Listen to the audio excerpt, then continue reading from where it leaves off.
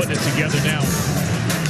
And a high fly ball into right field, and Votto has given Cincinnati the lead. And Barnhart will throw to second base, and he's going to get it out. He got it. What an unbelievable play by Barnhart. Thanks, guys. Big one. That was a big one. Yes, it was a big one, to quote Sonny Gray. The Reds' third consecutive win, and they come in a .500 ball club tonight in round 2 of this 4-game series against the Cleveland Indians. Hi again, everybody. Alongside Chris Welsh and Jim Day, I'm Tom Brenneman. Welcome, as always, to Reds Baseball right here on Fox Sports Ohio. So many good points to talk about from last night, but the continued hot hitting of the National League's Player of the Week is our topic of conversation. Nick Castellanos is hit in 10 straight games. Well, he's hot, obviously, when you're the Player of the Week. That happens, but he's dangerous, too. And if you're facing Nick Castellanos, he's unpredictable. So it's very difficult to pitch to. You don't know if you're going to make a great pitch, and he hits it out the other way. You throw a ball up around the bill of his cap, and he launches it into the upper deck in left field. Right now, he's seeing the ball big, and he's carrying this ball club. All right, but hits figure to be few and far between here tonight, much like they were against Plesac and Sonny Gray last night. The Indians had their ace going tonight, and Shane Bieber's numbers through the first 2 starts, Chris, are just beyond belief. Well, I mean, it's only his 3rd year in the major leagues, and where he has come from and where he is right now, it's incredible. You look at his numbers up and down the minors, even going back to college, this guy's always been a winner, and he's been winning so far this year and not giving up very many hits. He gives me the impression, I spent some time watching some video on him today, he pitches downhill. Always hear that about NFL runners. He really takes it to the next level, Bieber does. Downhill with the breaking ball, downhill with the fastball, and right now he is really on key. And here's a guy, Chris, who's trying to get it together and some consistency. Another start for Tyler Mahle. You know, Mahle pitched better than those numbers. I mean, he's really got it in him. He doesn't have to worry about matching Bieber strikeout for strikeout. He just needs to go out there and put a couple zeros on the board, and then the Reds will let him know what he's done. But go as hard as you can, as far as you can, and you've done a good job. Well, everybody around the ballpark still talking about the game turned in by Tucker Barnhart. He was simply extraordinary last night. Jim Day has that story when we... Reds Baseball at Fox Sports Ohio, brought to you by Chevy. Check out their award-winning lineup only at your Tri-State Chevy dealer. By Kroger, it's easy to place your order online and pick up at the store. Try it today at Kroger.com. And by Skyline Chili, feeling good. It's Skyline time. That's going after their 2nd straight win over Cleveland, their 4th straight overall. Last night, the hero and the guy that got most of the pub was Joey Votto, and terrific pitching as well. But there were 2 key plays in the game defensively. Tucker Barnhart deserves a whole lot of credit. In the 6th inning, I mean, this is stuff that we got used to with Johnny Bench behind the plate. Nailing Francisco Lindor there, threw out 2 runners. And then this play in the 8th was about as big as it comes. Tucker Barnhart, 2, you might say, game-saving plays. Here's Tucker and Sonny Gray. You see Freddie motioning for the ball and took a chance. I mean, as long as I'm accurate, I'll take my chances that the guy at third's not going to score. So it's a big play. I mean, the guy at third with less than 2 outs obviously is rough. So I'm just glad that the guy at first didn't get that good of a jump, and he decided to keep going. That's 2 huge plays. I mean, massive plays, and those are winning plays. Those are winning plays, and he's that was 2 turning points in the game for sure. Huge turning points and 2 huge winning plays, as Sonny Gray said. Reds going after another W. The battle for the Ohio Cup. Welcome. A sun-splashed early evening in downtown Cincinnati. Reds have taken the field, set for round 2. And the final game here at Great American Ballpark against the Indians. And the teams will change venues tomorrow night and play the final 2 games in Cleveland. Indians lineup brought to you by Jeff Weiler Automotive. Hernandez, Ramirez, Lindor, Santana, Reyes, Zimmer, the start in right field. Luplo followed by Leon and Mercado. The latter third facing the 25-year-old right-hander. He's already been in the big leagues for a little more than 3 years, and that's Tyler Mahle. He's had 53 starts in the major leagues. That would put him somewhere deep into his second year, probably as a starter. But, you know, he had pitched pretty good his last time out. 4 innings, 2 runs, 4 strikeouts overall. What he should have learned last night from watching the Indians, though, is that they love first pitch fastballs, and they're very susceptible to the breaking ball. Ball 1 underway, a fastball to Cesar Hernandez. 11 hits and 37 at-bats, a .381 on base percentage. And he swings at another Mahle fastball. This time dumps it foul out of play, 1 ball and 1 strike. The Reds ending a 6-game losing streak to the Indians at Great American Ballpark. First time they've beaten them here since May of 2017. And the Reds climbing all the way back from a 2-5 start. And with this 3-game win streak, sit at 5 up and 5 down. The Indians come in, yes, pitching rich, but so quiet offensively, a record of 5-6 on the year. 2-1. Fastball high, 3-1 to Hernandez. You don't want to give him a free pass. He can run a little bit. No, you're right, and you got to make these guys get on base. There's only a few in this lineup that should really cause you to think twice. The rest of them challenge them. I sometimes, you know, especially a pitcher like Mahle, who's kind of, you know, stuck between the bullpen and starting rotation and AAA and major leagues, sometimes you doubt whether your stuff is good enough unless you place it right on the corner. Soft liner knocked down by Mahle. He'll get the out of Hernandez, and he came all the way back from 3-1 down to get the out. Let's take a look at the Reds on defense, presented by Ford. And Nick Senzel back in there. Missed last night's game with a sprained ring finger on his left hand, but he's okay now. Moustakas and Galvis up the middle. Suarez and Votto, Joey the hero last night among many. Barnhart stood out. Great plays, big plays defensively, and the pitching was sensational. Gray, Lorenzen, Jones, and Iglesias.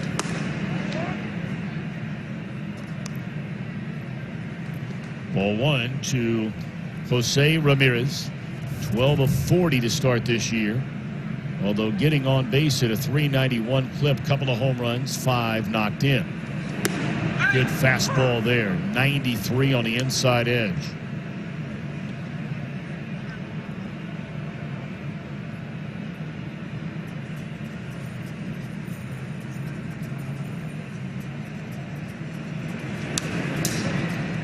And now a ball and 2 strikes.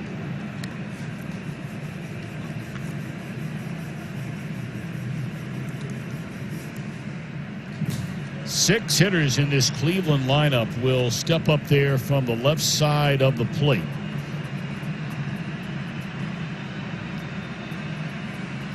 And here comes a 1-2 to Ramirez. Pulled foul.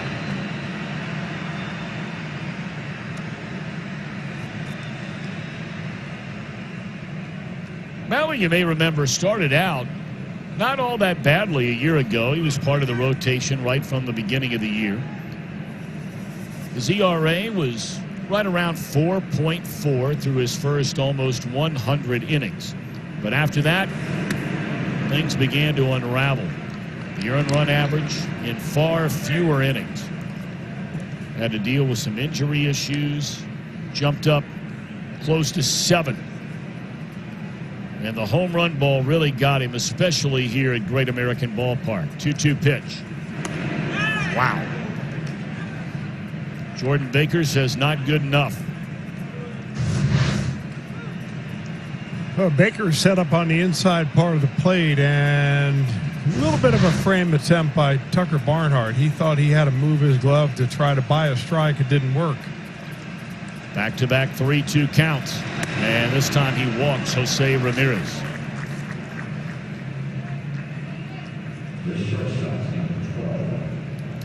Francisco Lindor clubbed his 32nd career first inning home run, by far more than any other inning over the course of his short but outstanding major league career. And we mentioned the home run bugaboo for Mahle here. In just 49 innings of work at Great American Ballpark, he surrendered a whopping 11 home runs.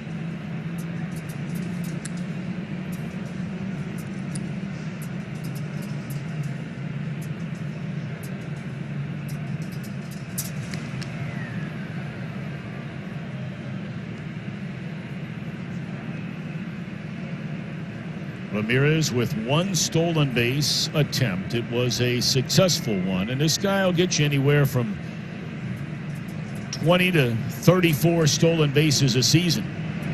He can run and likes to run, is not afraid to run, and his percentage is normally very good. It's one thing to run but get thrown out a lot.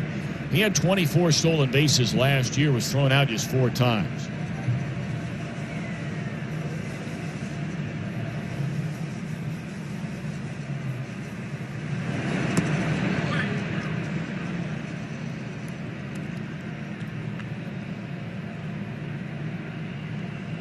Remember, it was Lindor that picked on a fastball last night. It was Sonny Gray and Tucker Barnhart just pounding him inside early in the count. They went in there one too many times, and Lindor made the adjustment. A little different looking swing there when he chases a breaking ball. 1-1 delivery. Fastball pushes him off the plate, 2-1.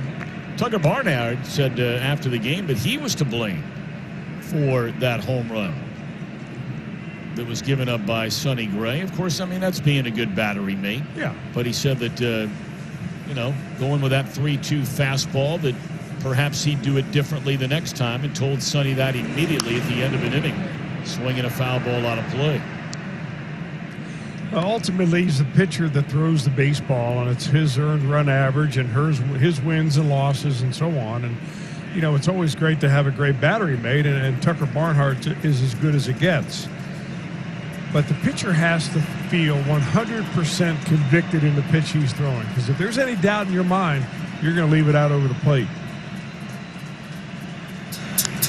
Not leave it out over the plate, but you're not going to finish the pitch like the one you really believe in. And that is the way you get big league hitters out, quality big league hitters. Indians have lost 4 in a row and 5 of their last 6 after going 4-1 to begin the year. Here comes a 2-2. Got him swinging on a breaking ball.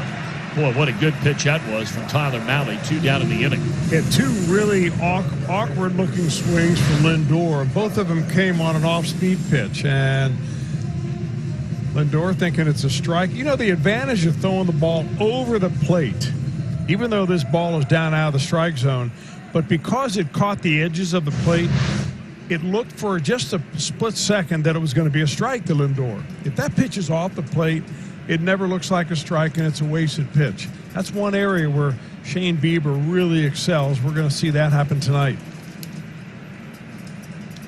Now here's a guy who has 2 career at-bats against Mahle. Only 2, but has made the most of it. 4 plate appearances. Mahle has walked him twice, and Santana has 2 hits in 2 at-bats, including a double and a 2-run homer. Fastball away to Carlos Santana.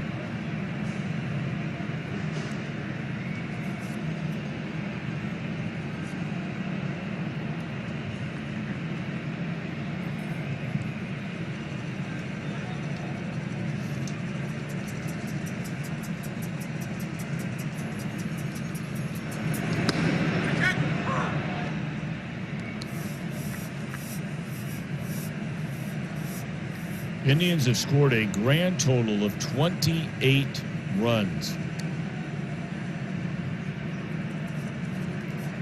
in their first 11 games this season. Number to the shortstop, actually the third baseman on the shift, Suarez. Good start for Come the Red Leg, second-year manager David Bell. This starting lineup presented by Jeff Weiler Automotive. Akiyama in left, Votto at first, Castellanos in right field. Moustakas, Suarez, Winker in the middle. Talked about Senzel back in the lineup in center, followed by Galvis and Barnhart. 2-0, 14 innings, 27 strikeouts, not a single run allowed by the MVP of last year's All-Star game, Shane Bieber. Making it look awfully easy right now, Shane Bieber. Getting a lot of strikeouts on his curveball. You're going to see a pitch that resembles Sonny Gray out there, and it just bites straight over the top. He's come up with a new pitch, a cutter this year to go along with his fastball, slider, changeup, curveball. He's got them all. Shogo looks at a strike. It's his third start of the season and his third career start and appearance against the Cincinnati Reds, and all three of his games against the Reds have been in this ballpark. Quickly 0-2. He beat the Reds July of last year.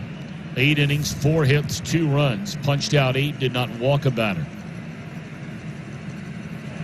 And that's good morning, good afternoon, and good night to begin the game. 28 strikeouts now in 14 1/3 innings. I think this is his 9th strikeout of the year on 3 pitches. I mean, he just attacks the strike zone through a fastball down and away, a fastball up and in, finishes them off with the curveball. You see, the first 2 starts in a season going back to 1900. Carl Spooner in 54, Kurt Schilling in 02 with Arizona, Vince Velasquez with Philadelphia, and the great Nolan Ryan, the all-time leader in strikeouts among major league pitchers.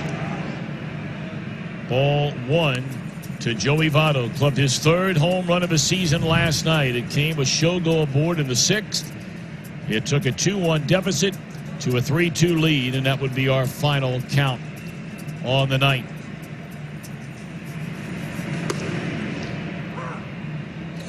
You know, Bieber's kind of interesting guy because he goes away from some of the metrics nowadays of pitchers with good backspin and hard fastball pitching up in the zone. Where he goes to a lot is that safe zone, down and away, both the lefties and righties. That's the cutter, took a few miles an hour off of it, and you know, the change in speed, the action of where it kind of goes into a left-hander a little bit. All they wanted to do was come up with a pitch to get it off his fastball, and hitters have gotten off his fastball. Here comes the hook. 1-2. And a roller to the right side. And that will be the second out here in the Reds' first inning. The Indians on defense, presented by Ford. We talk about all the juggling going on, the corner outfield positions. 2 new guys out there tonight, Luplow and left. Zimmer is in right. He missed most of last year injured. Rock solid infield, offensively and defensively, and Leone again behind the plate. As you can imagine, Bieber gets asked all the time, and people assume right away that he might be related to the pop star who shares his last name. But the answer is no. In fact, he's not even a big fan, apparently, of Justin Bieber. But he used to get taunted all the time, going back to his college days at Long Beach State University and through his days in the minor leagues, with music and heckling and all that kind of thing going on. There are not many guys heckling him now. Straight away center. Castellanos deep to center field, and it is gone. 11 straight games now with a base hit for Castellanos, and that is his 6th home run. The first run allowed by Bieber this season. My, oh my, is he smoking.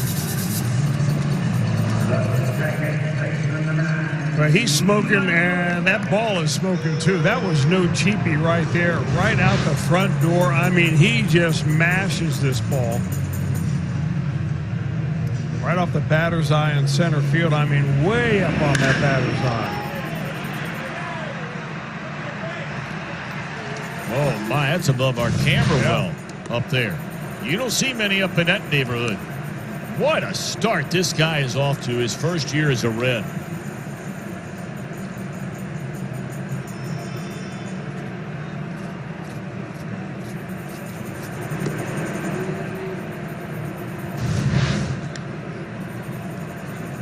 In fact, that's off the CBTS advertisement above the camera well just before you get into that pilot house up there. Moustakis behind and 1 ball and 2 strikes. Ah, Davis, that ball killed.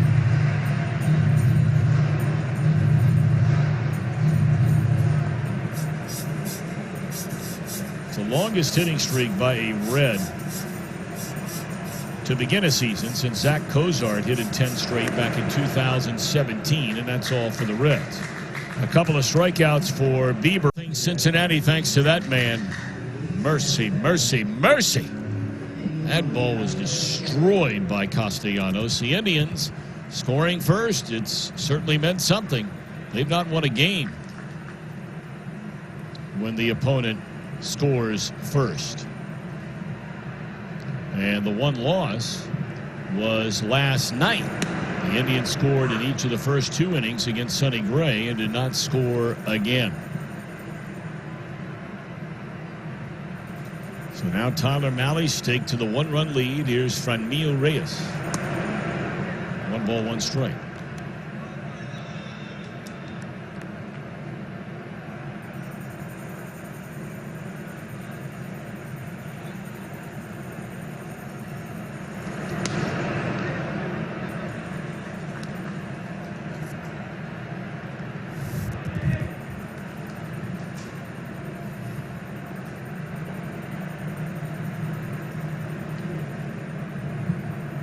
Two-1 to Reyes. Swung on and fouled out of play. A very quiet start for Reyes, and they're expecting big things from him. 6 hits and 35 at bats. He's not yet homered. Had some awkward swings last night on the breaking ball. He has struck out 12 of his 35 at bats. And another 3-2 count. Third full count through the first 5 hitters of this game by Mahle.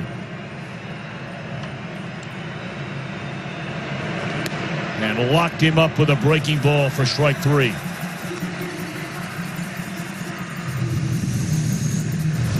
Well, that is a difference maker pitch when you can throw a strike with a breaking pitch. I mean, because Franmil Reyes is looking fastball right there. He thinks that's a fastball. It's going to stay up and out of the zone and get to first base, and the ball just comes down enough to catch the top of the strike zone.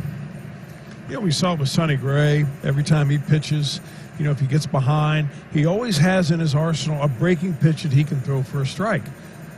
Last night's Indian starter, Zach Plesac, same way. You can't be one-dimensional when you're behind in the count. Well, the Indians continue to wait on this young man, Bradley Zimmer. They had huge hopes for him when he first came to the big leagues 4 seasons ago. But then last year, he spent the first 5.5 months of the season on the injured list, coming back from right shoulder surgery. And then during spring training, he had a right oblique strain that kept him out. He didn't return until mid-September and really was coming off the bench for the Indians.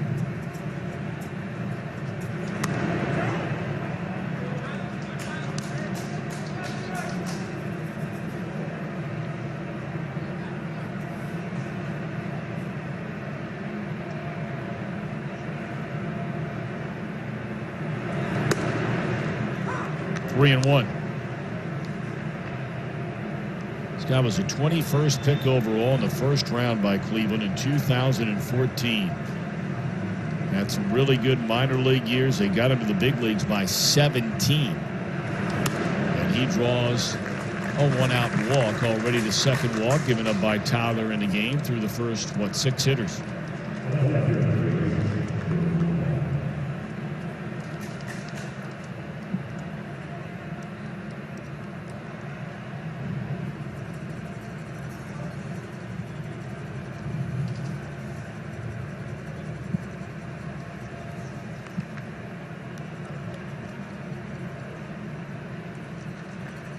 Jordan Luplow, 26-year-old native of San Diego, California.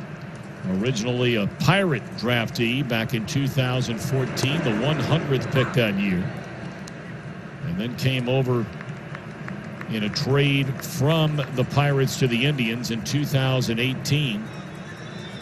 And put together a decent little run at it last year. Hit nearly 280 and hit 15 home runs with 15 doubles and a little more than 220 at-bats. But hitless so far to begin this season in 12 at-bats.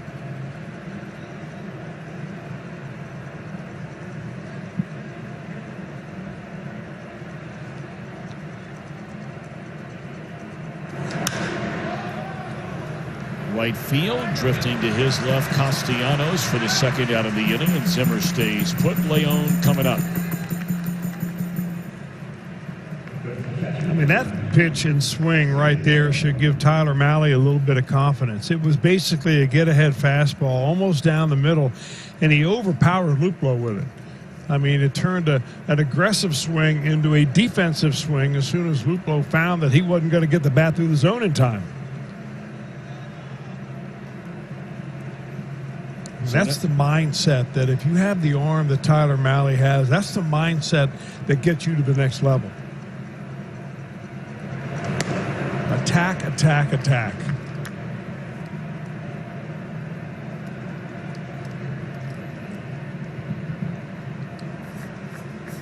Well, Mahle was the #1 pitching prospect in the Reds minor league system, going all the way back to 2015. I mean, bear in mind, this is a guy who in his minor league career threw a no-hitter. He did that while at Daytona, faced a minimum 27 batters. He hit a batter in that game, preventing a perfect game, which he wound up throwing a year later for Pensacola. A 9-inning perfect game. 88 pitches, 68 strikes. So he got to the big leagues right quick. Well, that put him on everybody's radar when you do something like that, because now it's a lot of sizzle to talk about.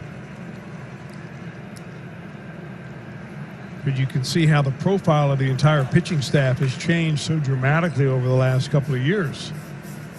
I mean, now all of a sudden, Mahle has been kind of pushed down the pecking order because the Reds have added, great pitchers like Bauer and Sonny Gray, the emergence of Luis Castillo,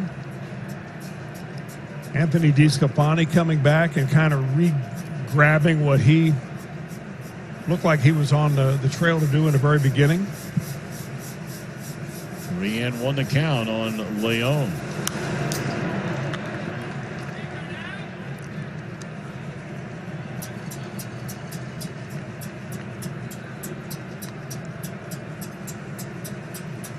Fourth full count to a batter through the first 8 hitters of this game by Mahle, who, for the most part, has been falling behind regularly and has found a way to battle back in most of the at-bats. He has walked 2. Now, we've seen a 3-2 curveball a couple of times. Does he have confidence in it right here to Leon? Went with a fastball, 95, and blew him away. Cup Series. The Reds have partnered with us here at Fox Sports Ohio for another Watch and Win sweepstakes. Enter today and you could win a prize pack featuring 2021 Reds versus Indians tickets, an authentic game-used baseball from today's game, and more. Visit Reds.com/watch and use the code word Ohio Cup. You must be 21 years or older to play. Jim Day, you got good weather tonight, hanging out down there in the stands? It's gorgeous. It's gorgeous, Tom. I mean, if I could bottle this temperature right here. It's supposed to be like this all week long. Of course, the Reds are getting on a plane after the game tonight. They'll be leading the charge with the Indians plane probably right behind them, landing along the lakefront in downtown Cleveland to start a 2-game series here tomorrow night. I tell you, JD, running errands around town today. I had to zip up in around the Kings Island area and then made my way back to the eastern part of town. A lot of stops today, really busy. As it's 1-2 to Suarez, I had at least 7 people, that might have been more than that were just bubbling about that incredible interview. And, of course, we've seen so many of them in the past with you and Joey Votto. There's a check swing, and he did not go around. But the one last night, I tell you, man, it was great stuff. And as we like to say, Chris, it's all about the road work you put in. And that's the kind of stuff that, Jim, you're able to bring us and all our Reds viewers on Fox Sports Ohio. That was awesome. I had very little to do with it. It's the personality of Votto. Well, it was great. Congratulations. Swing and a miss, and Suarez out of there on strikes.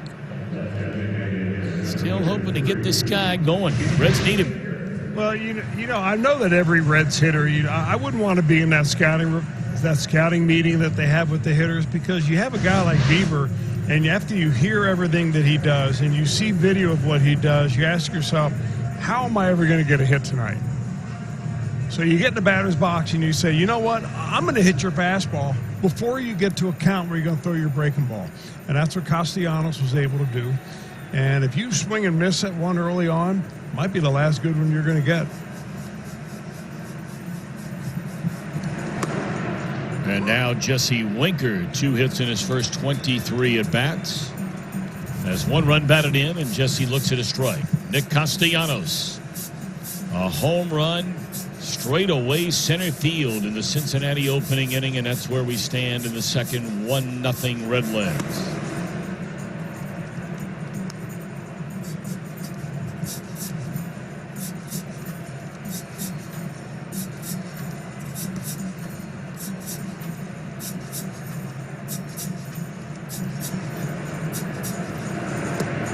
Check swing looked like he went around. He did on the appeal down to the third base umpire, Ed Hickox.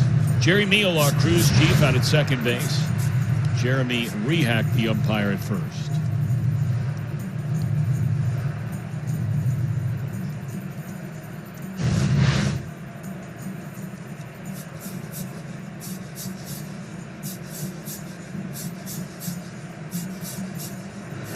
And there's a fastball right down the middle of the plate, 95 miles per hour.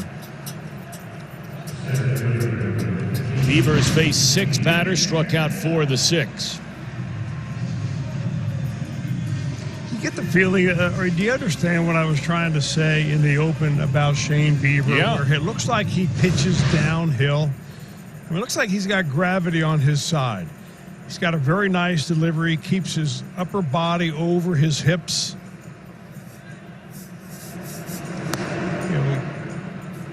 When he finally does move to the plate, he does it with his hips. Generates a lot of arm speed, but I mean, he keeps his head perfectly still, which is one reason why his control is so good. And it is good. I mean, even that pitch. He's walked 1, he's hit 1 so far in his nearly 16 innings of work. And allowed his first run of the season tonight. And there's a red-hot hitter when he's in the lineup right now, and that's Nick Senzel. He now has 7 hits in his last 15 at-bats and has a base hit in 5 straight games which he's played. I don't think you can throw a fastball by Senzel right now. I mean, he is seeing it. He is on it. He unjammed a couple of inside fastballs when the Reds were up in Detroit. And he does the same thing right here through the box against Bieber.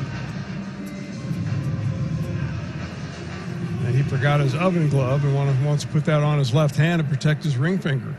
Well, he made the comment that he rarely ever slides head first, but he felt like in that case the other day in Detroit that was his best bet at getting to second base the fastest, and he wound up spraining his ring finger of his left hand. JD? Yeah, last night it was all about getting the swelling out. His finger was black and blue, they said, and swollen. But they got it to the point where he was available to pinch hit late in last night's game. So obviously not serious and right back in there and on base.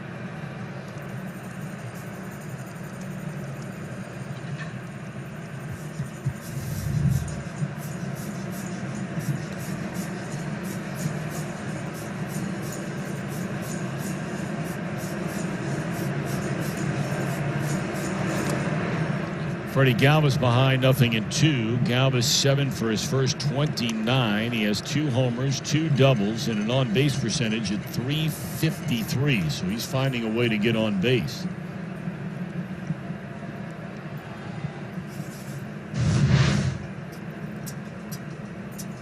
He gets so many swings and misses, Bieber does, because he throws pitches that catch the inside-outside part of the plate. And he misses with his breaking pitches. It's over the plate, but it's down in the dirt. So that always gives the batter the impression that it's got a chance of being a strike. If you're missing in and out by too much, you just spit on it, and it doesn't mean anything. It's a true waste pitch.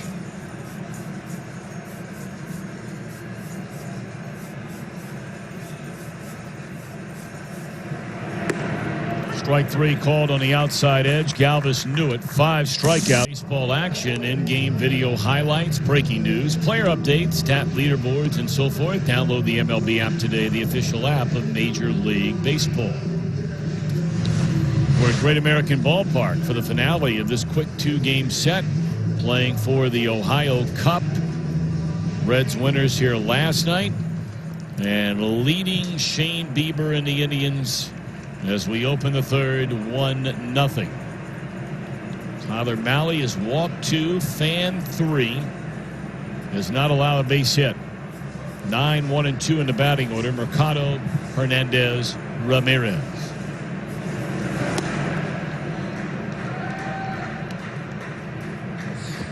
That view we just showed you shows also how difficult it is to hit this time of day.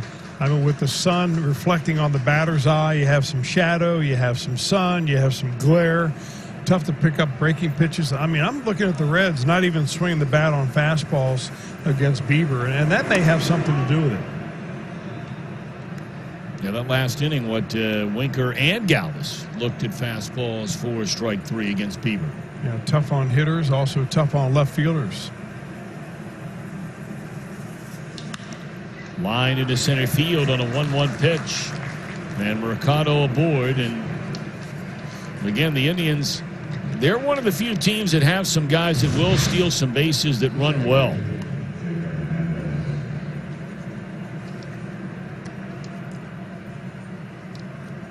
Well, the problem is if you don't have home run hitters in your lineup, you have to somehow get your guys to second base, because nowadays a sustained rally is so rare. I mean, you just don't see 2 or 3 hits in the same inning. You see a walk, a bomb, an error, a double, and then the inning is over. So this is why that the Indians, I think, because they don't have a lot of home run power, except for the middle of the order, they're gonna push that running game whenever they think it makes sense. Now, Mercado was a guy who'd steal a ton of bases, and I mean a ton, in his minor league career. He had seasons of 26, 50, 33, 38, 31, 37, but he would get thrown out a lot. Now, he has really improved in that category over the last 4 years at the minor league level, and then finally last year with the big league club. He had 15 steals and was only thrown out 4 times once they brought him up.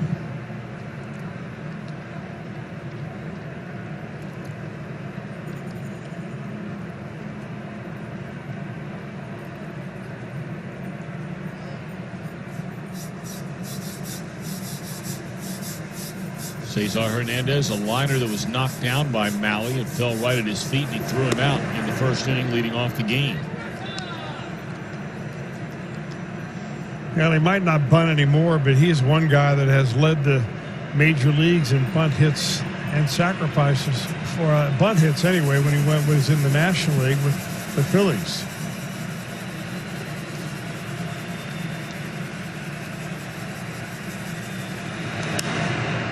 Straight up in the air and out of play. In fact,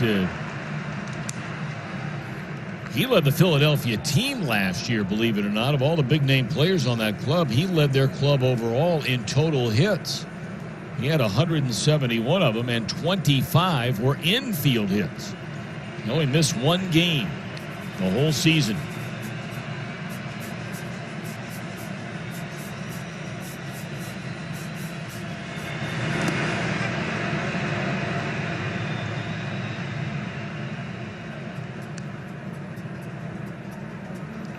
Barnhart gunned down a couple of runners last night, and both of them good runners, fast runners.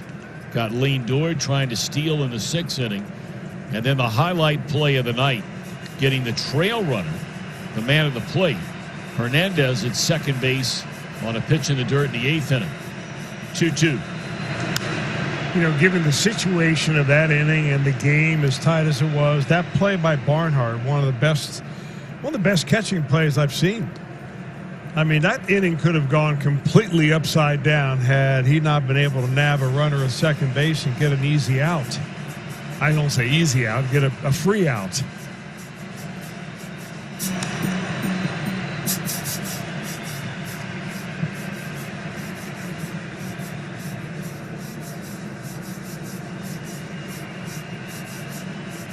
What a piece of pitching Nate Jones did in that inning, though.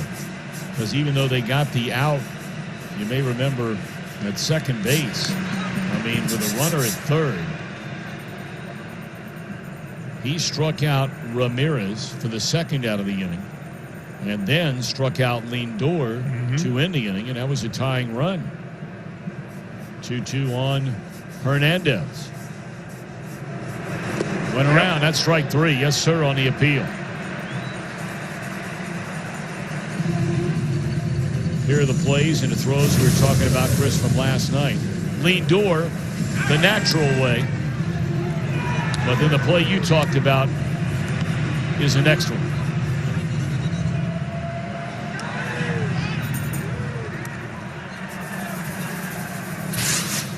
Well, he said what really helped him on that play was that Freddie Galvis was calling for the ball. So he had a pretty good idea. You know, you have a sense of timing in your head that he wasn't going to get the lead runner. Here's Ramirez. He walked his first time up. Pulled the string on him there on the first pitch at 88. Strike 1.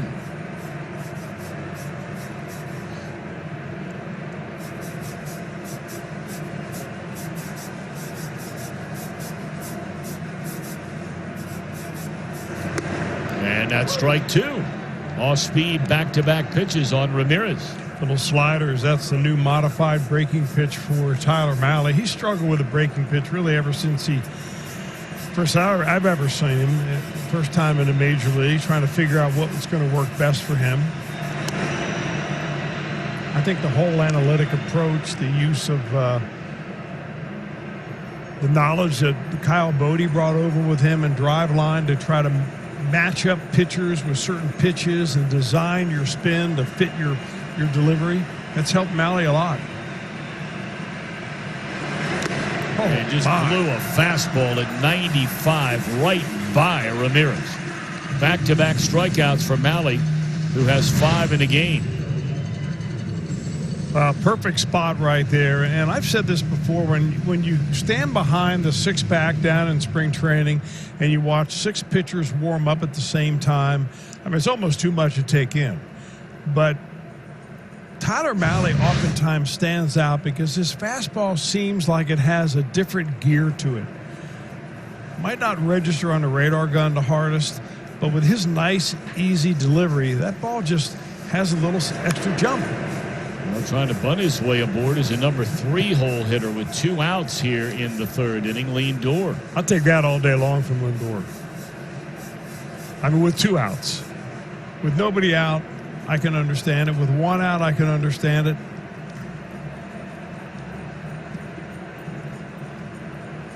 But in this ballpark, that's the other thing you should consider.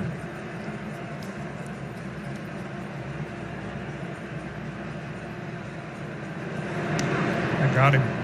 Sure did, and he was squaring around a bunt again. Gets hit by a pitch. So Mahle has walked 2, now hit a batter in the first 2+ innings of this game. That pitch was so far inside. I can't help but think that Mahle changed something when he looked up and saw Lindor squaring around a bunt.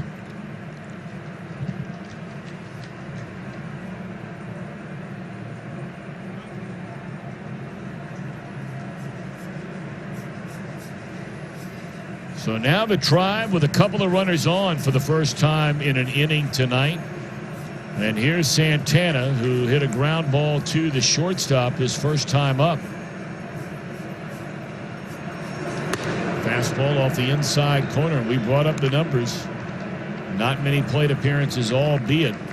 But that last go-round in the first inning was the first time Mahle, in 5 plate appearances, has gotten Santana out. He's doubled, homered, and walked twice against him.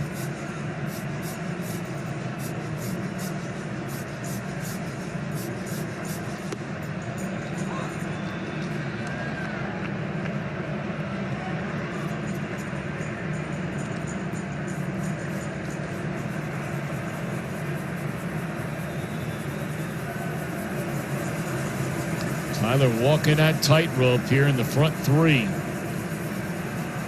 With the 2 walks and the hit batter. 2 on, 2 out, 1-1 to Carlos Santana. Blew him away with a fastball, and he's in a rut, that fastball at 95.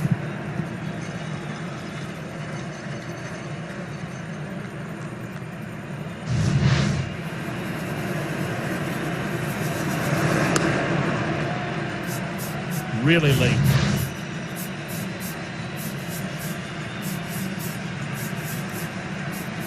Tyler, a check of the runners. Great speed on the bases. Mercado and Lindor. And Santana able to hang around. Drops it foul.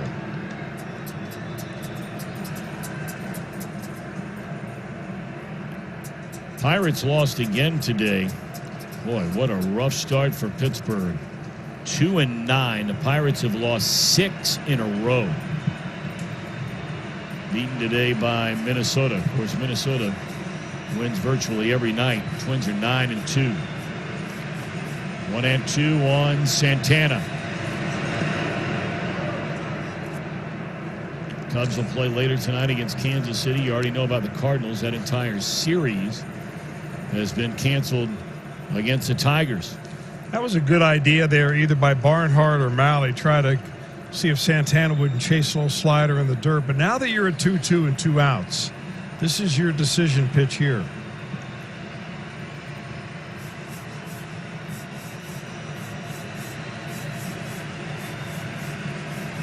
Well, here it is. Try to get him to chase. 3-2 to Santana. So now we know the runners will get started on a 3-2 pitch with 2 outs in the 3rd inning, and the Reds with a 1-0 lead. Pitch of the night so far coming up for Mahle. Yeah, the question is, would you throw on 3-2 what you threw on 2-2, which was a little bit of an off-speed pitch right there. Maybe a little change-up, it looked like almost.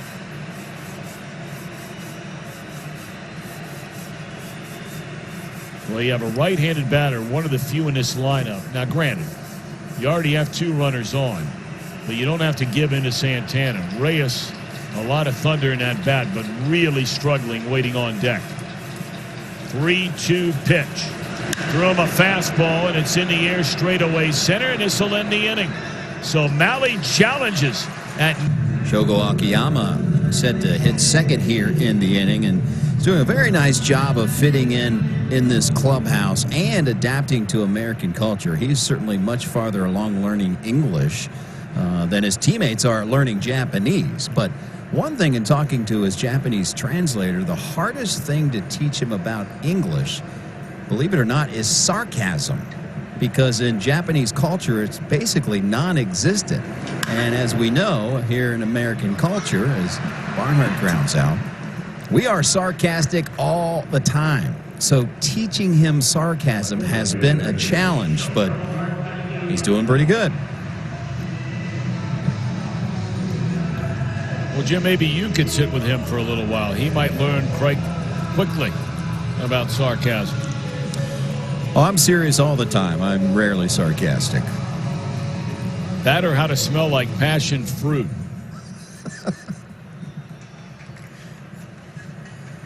For those of you wondering what in the world I'm talking about, go check out that interview Jim Day and Joey last night.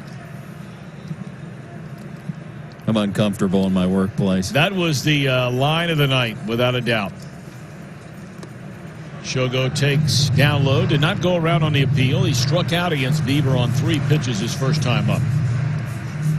Might spawn a new nickname. Yeah, you dropped him with that. Smells good. Yeah, that's a great nickname. Jim Smells Good Day. Well, I'll take it over what you normally call me. Very good. Good comeback there, JD. Breaking ball and a beauty by Bieber.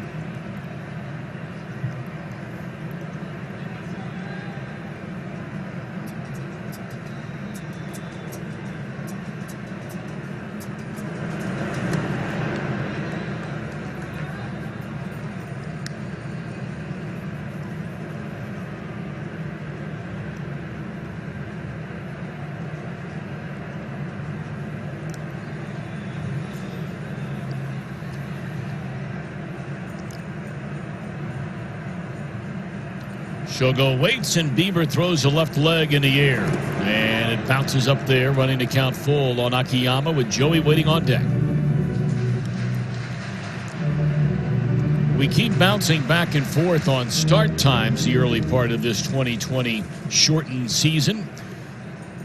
Tomorrow night, later than we've been all year long. 7:10 first pitch. Reds Live will get underway at 6:30, the opener in Cleveland. Akiyama hooks it foul.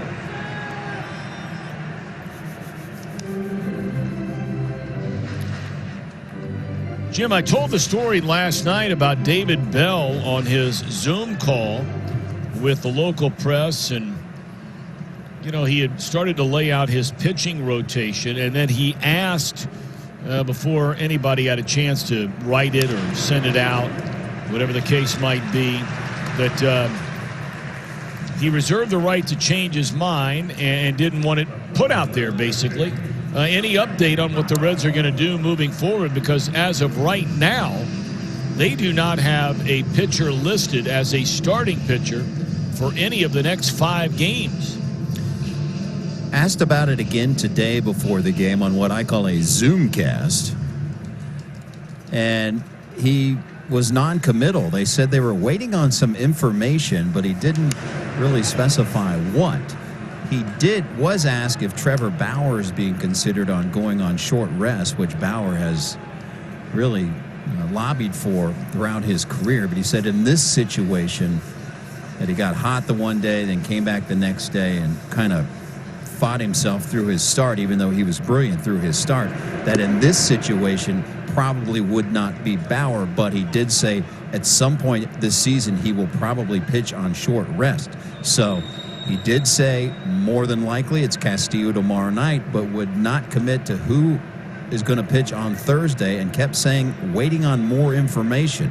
Said he was going to hopefully get us the info before the game, but that info never came. So, Jim, I'm kind of curious about the lack of a full committal on Castillo tomorrow night, because the Reds have said all along that Castillo, it's his turn in the rotation tomorrow, his day, and yet when they put out their game notes every day, they give you the starting pitchers, the probables. He has been listed for the last 3 days, and today it reads to be determined.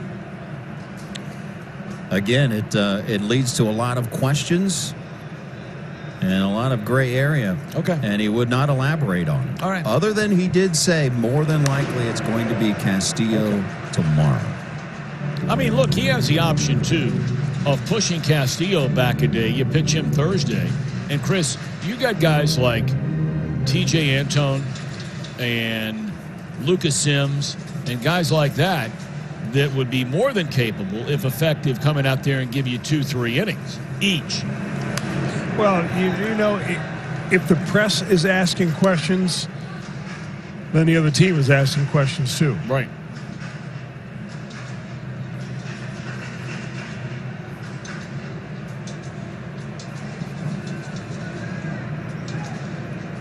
Joey hanging in there. Pretty good battle now with Bieber. He bounced out to second base his first time up. 2-2 pitch. Under the knees. Trying to catch that outside corner, and Joey has worked the count full.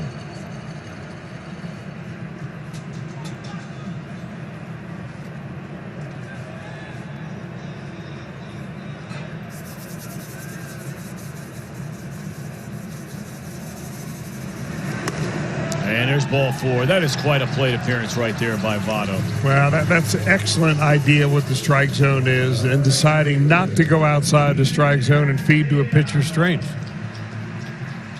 Well, here comes Castellanos, our StatCast powered by Google Cloud, Chris. This was a massive home run.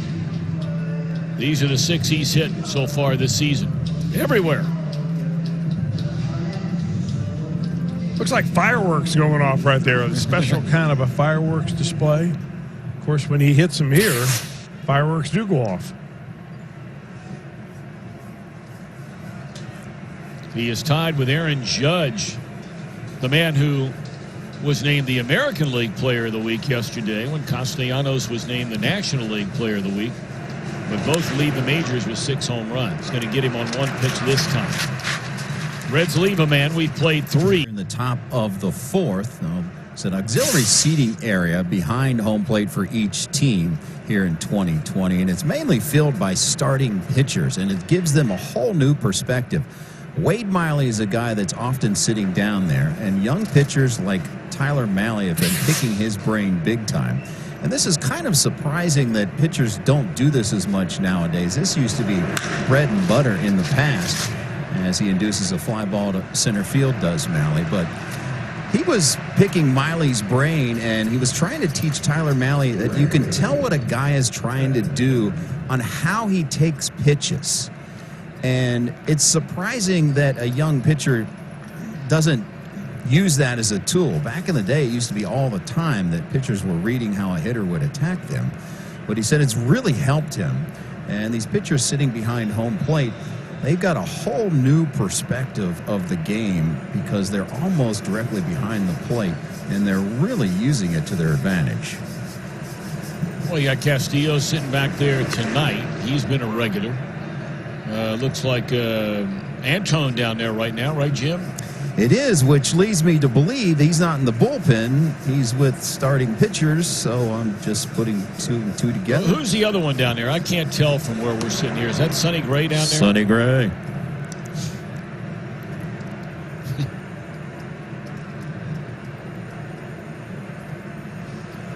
One ball and 1 strike on Bradley Zimmer. DeSclafani's been back there a lot. In fact, DeSclafani admitted. There's a laser to right, but they had him shaded that way. So 2 quick outs here in the inning. 4 pitches for Tyler Mahle, and he could use that because he had 63 pitches at the end of the first 3 innings. You were saying, Jim, forgive me. Oh, no problem.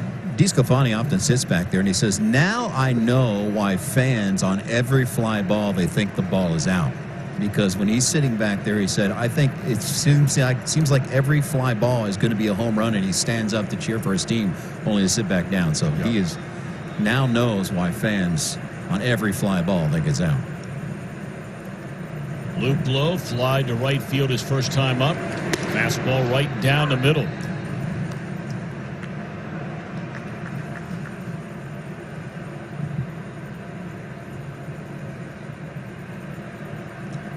Think about what a quick inning would do for Mahle and his chances of staying in this game.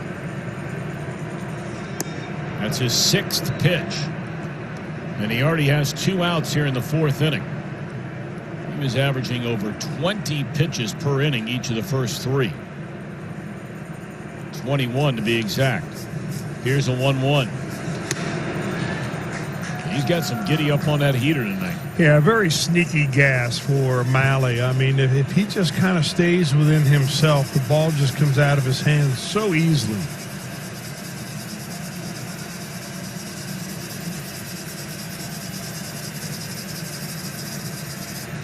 Strikeout swinging, and that'll retire the side.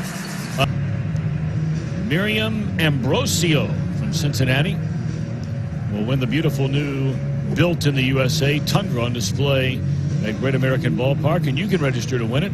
Just stop by your Cincinnati and Northern Kentucky Toyota dealer.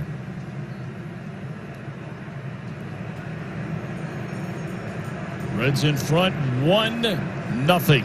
They bat against Shane Bieber in the last of the 4th inning. A solo home run by Castellanos in the opening frame, the only run of the night. Reds have 2 hits. Bieber is fan 5. He did not strike out a batter in the third. All 5 strikeouts coming in the first 2, and he's walked a batter. There's Takis. Pulls one down the right field line out of play. 0-2 on Moustakas, who struck out swinging his first time up. Yeah, he got a steady diet of breaking pitches that first time up and just never really had a chance to kind of settle into the batter's box. And now all of a sudden he looks up and he's 0-2. Big, tall, slender right-hander cuts it loose, and a swing and a miss, and that's back-to-back strikeouts of Moustakas by Bieber, who has 6 of them now in the game.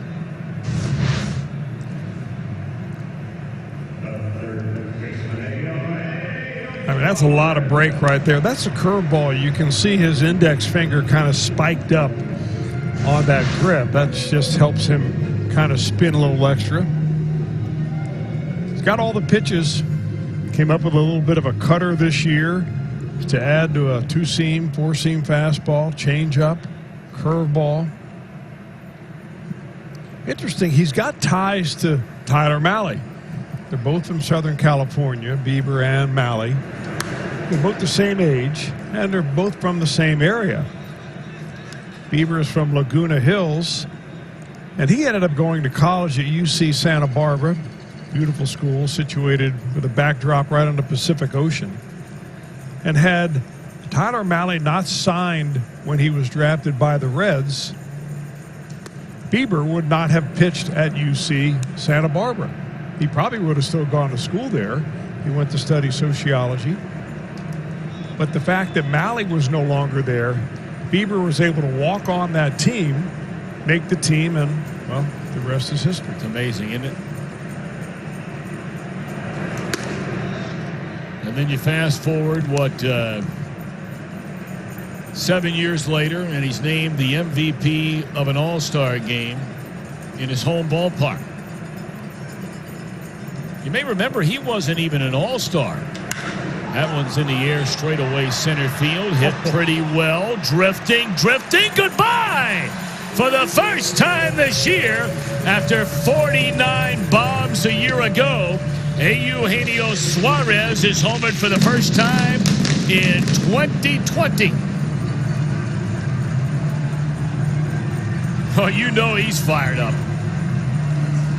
Well, he knew it right away because he stood in the batter's box. It sounded like a cherry bomb going off here with nobody in the stands. And he kind of watched it, and hitters know when they get it or not, especially in this ballpark. Now, that was a no-doubter.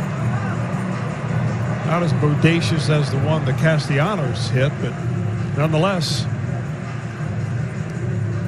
gives the Reds 2-0 lead. It's so exciting to see Suarez finally get number 1. That's only his 4th hit in, 37 at-bats so far this year. He's clearly been struggling.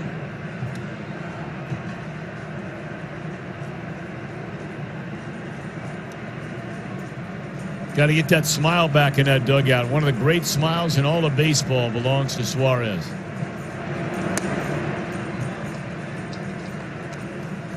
So a pair of solo home runs, the first 2 runs allowed by Bieber this year. Went through his first 2 starts in 14 innings, allowed 7 hits. And now the Reds have touched him up for 3 hits in this game. And we're just 1 out into the 4th inning, 2 of them solo home runs.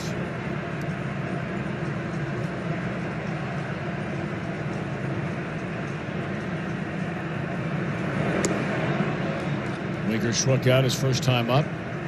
We're talking about Bieber, just 5 days before the All-Star game, he found out that he was going to be an All-Star. He would replace Mike Minor on the American League roster. And then after the game, he is holding the MVP award trophy. Sinking liner and a leaping catch. Mercado nearly overran that ball. Good contact there by Winker. Almost the identical pitch that Castellanos jumped on. I mean, Bieber doesn't make very many mistakes, but this is a lineup that will hit you some home runs, especially with the addition of Castellanos. That's a sweet swing by Suarez. You know, every time a guy begins to hit the ball a little bit like that, if you've been in a slump, you're thinking, okay, this is the one that's going to get him out of it. We thought that after he hit the ball hard on Sunday in Detroit. All signs pointing up. Maybe he doesn't need silver hair after all. You might be right. Might be onto something. He might have been flirting with that idea a little bit. I was. And it just came along naturally. Yeah. Well, they'll probably, this will be interesting because it was the same count that Senzel had his first time up. Got a fastball, ripped it for a single, got a fastball there, and got the benefit of a little bit of an extra black on the outside.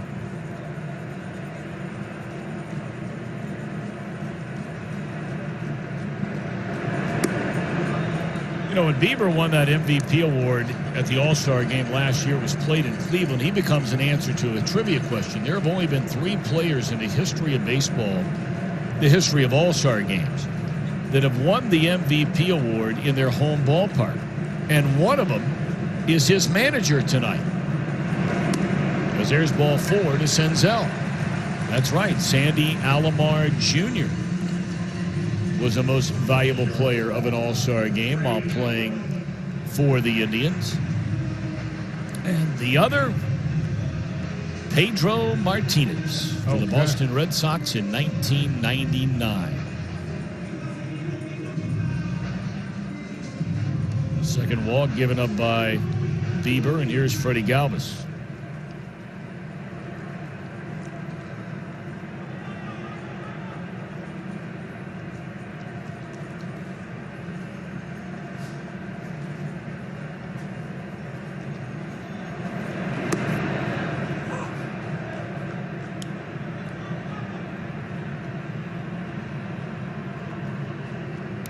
Freddie looked at a fastball, strike 3 his first time up.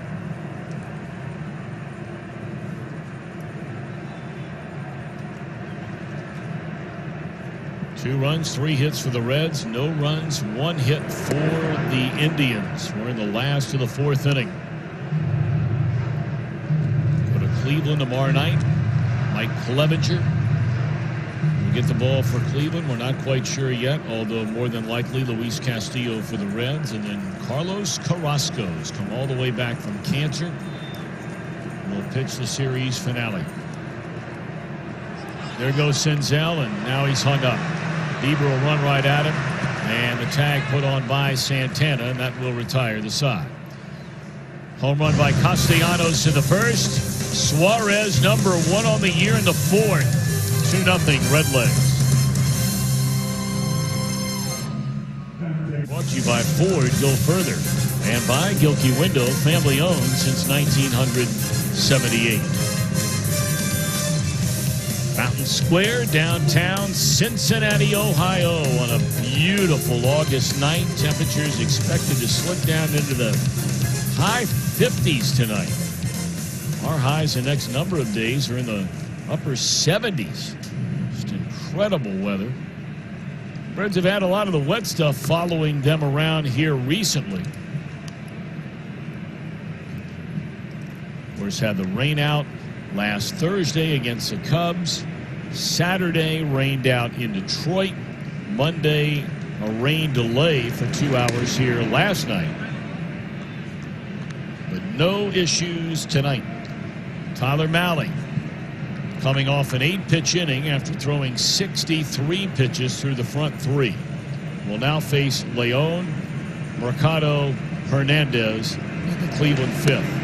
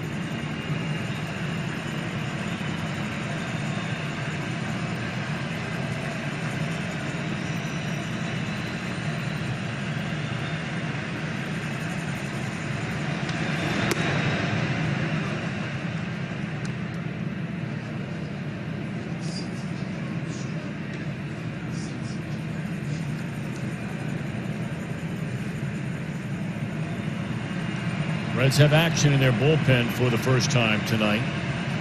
The right-hander Pedro Strop, free agent signee from the Chicago Cubs.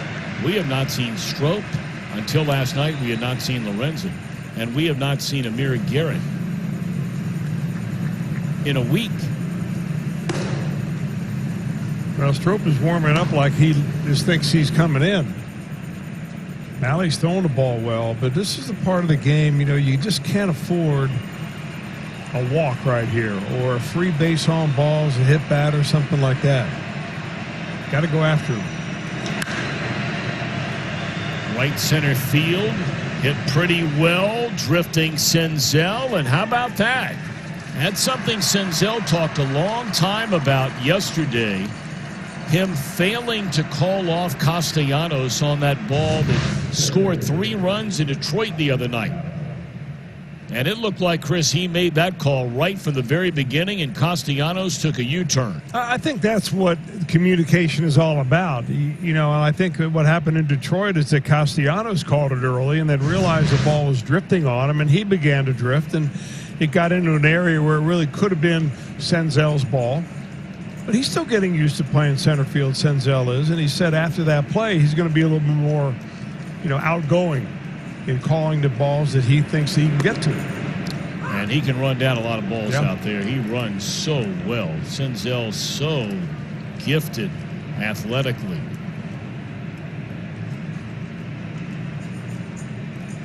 Here's the 0-1 on Mercado. Talked so much about Cleveland coming into the game last night. Overall on the year, they had scored 26 runs. They had given up 25 runs. Totals for the first 10 games. Easier play for Nick this time.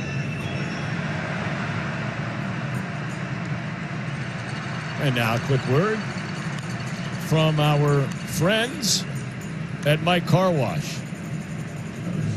When the Reds win Tuesday, you save $5 off the Ultimate Wash Wednesday. Mike's Car Wash.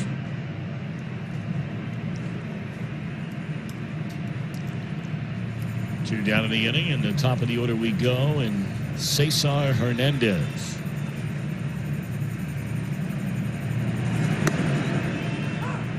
We started to talk about this Indians, window. You hear that term, seems like all the time across the board in different sports where, your talent will align and guys you figure you can keep for a long time and still good players, and we'll get back to that in a minute. Tyler Mahle, 3 fly balls at Senzel. 5 innings of a lot of high fives abound for Tyler Mahle as he comes back in the dugout. But, normally it's pretty easy to tell if a pitcher is coming out of the game. I don't know, Chris, if that would constitute a guy that looks like he's coming out of the game. I don't know. All I can go by is what we saw with Pedro Strop. I mean, if you told David Bell at the beginning of the night, Mahle can only go 5, but he'll give you 5 shutout. Will you take that? Oh, of course. Of course. So, they got plenty of arms down there, and you just never really feel like you're going to extend the lead a lot from Shane Bieber. I mean, it's been 2 fastballs that have been unjammed, the only difference in this ballgame. Santana back up on that 2-hopper, and that's all for Freddie Galvis to begin the bottom of the 5th inning. Reds with a 2-0 lead. A solo home run by Castellanos, a monster home run. I mean, just crushed above the hitter's eye and straightaway center field. And then Suarez, a home run to straightaway center, right of center in the 4th.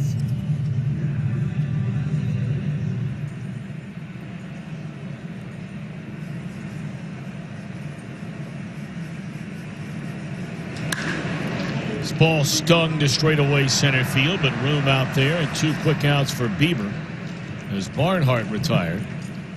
Split the Pot tickets are now available online with a new jackpot for every Reds series, and you support the Reds Community Fund by taking part in it. You must be 18 and older and in the Buckeye State to purchase.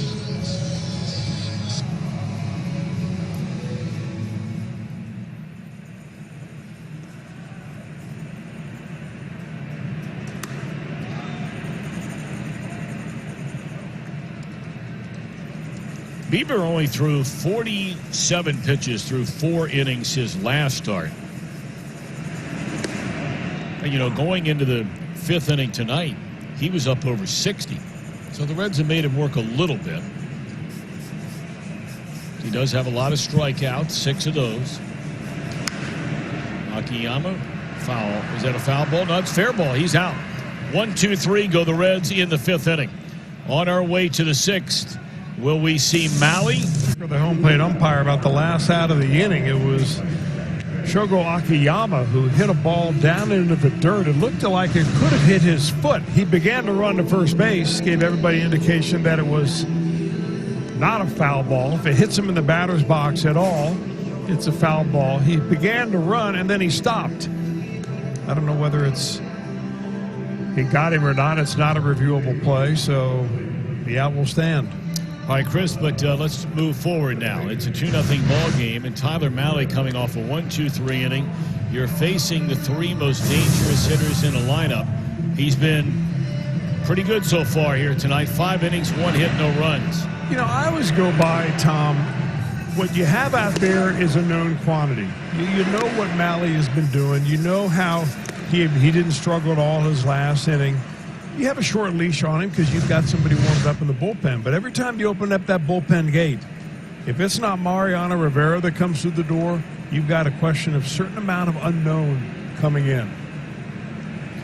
All right, the 3 big hitters in this Cleveland batting order. Ramirez, Lindor, Santana. Kyle Farmer takes over at second base for Mike Moustakas. We're in the 6th inning. And the Reds a 1-0 lead on solo home runs from Castellanos and Suarez. I'll tell you, that little get-ahead slide or cutter that Mahle throws in there, he's done it a couple of times now to Ramirez. Has just been so effective.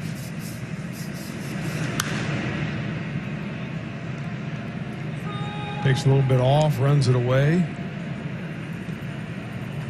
Ramirez walked in the 1st inning, struck out swinging against Mahle on a 95-mile-per-hour fastball in the 3rd inning.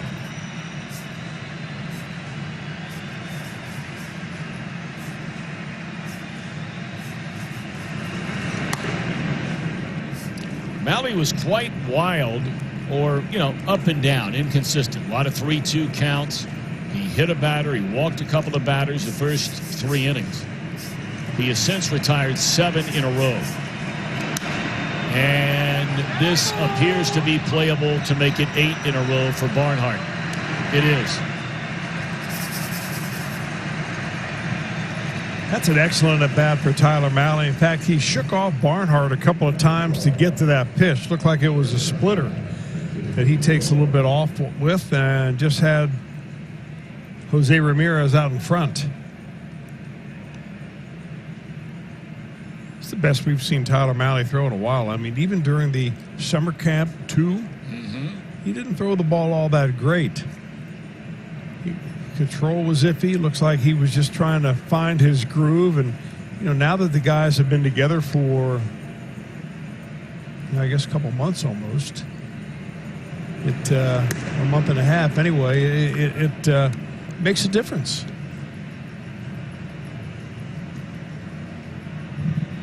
Well, 1 to Lindor, who's 0 for 1, has struck out swinging, got hit by a pitch when he was attempting to bunt in the 3rd. 2-0. Pedro Strop still cranking it up down in that bullpen.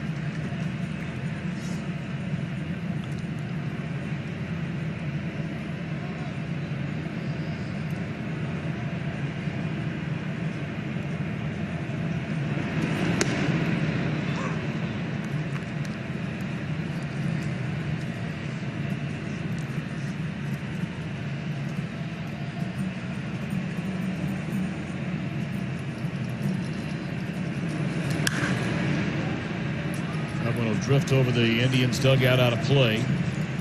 Well, that has been his key pitch tonight. I mean, I don't think he's really used his slider much and doesn't have a lot of strikeouts with that pitch.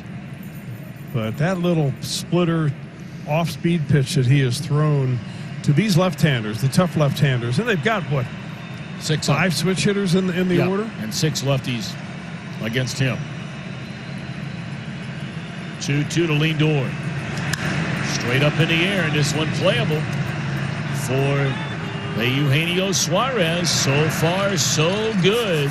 Real good for Mr. Malley. And one more out to go here in the 6th inning.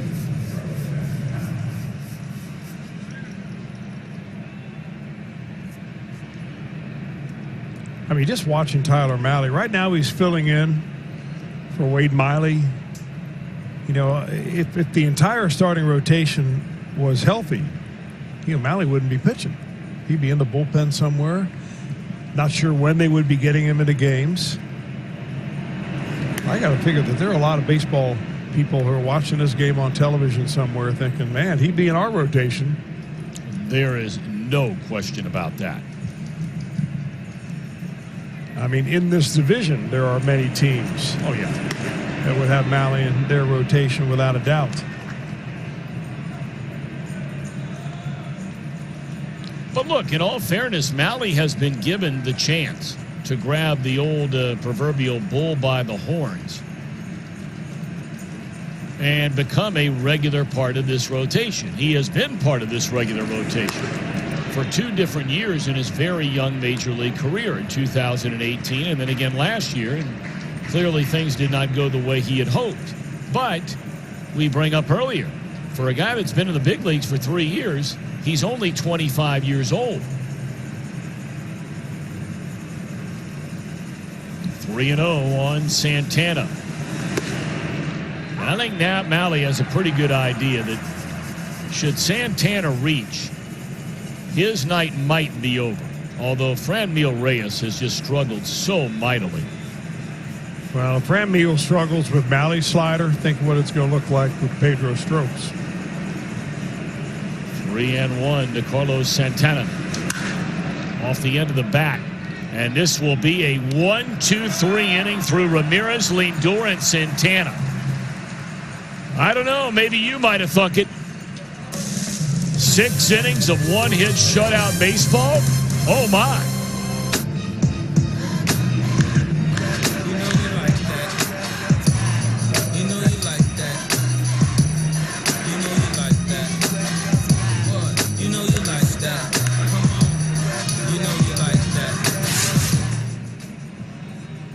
To like with Tyler Malley through 6 innings here tonight. And I don't know if it's a slam dunk yet. It doesn't appear to be. The way he's walked sitting in that dugout, I don't think it's a slam dunk he's coming out yet. I mean, he goes through the best 3 hitters by far and away in this Cleveland batting order. Joey drives one to center, but Mercado is there for out number 1. I mean, you know, Chris, look, you know, we're not telling anybody anything they don't know, especially in Cleveland, and especially sitting down there in that dugout.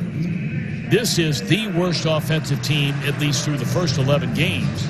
I mean, knocking on the door of historical proportions of the Cleveland Indians. They have scored a grand total of 27 runs through the first 11 games of this year. 28 runs. I mean, so, you know, you got guys coming up in the next inning who are all hitting in the 100s. And only 1 at bat of the 6 plate appearances has anybody reached of that trio against Malley. And yeah, Malley locked in right now, so I don't think that you use anything but your eyes to make the decision. I mean, if you're using pitch counts, if you're using, you know, what's going to happen 5 days from now, everything else, this is the game you need to win tonight. And if you think that sending Tyler Malley out there for another inning based on what you see and what you've conversed with him in the dugout, if he tells you he's done, he's done. But if he's still got it, he's locked in. He's retired 10 straight. And it's not given up but 1 hit in the entire game. That was a single by Mercado into center field leading off the 3rd inning. Here's Castellanos.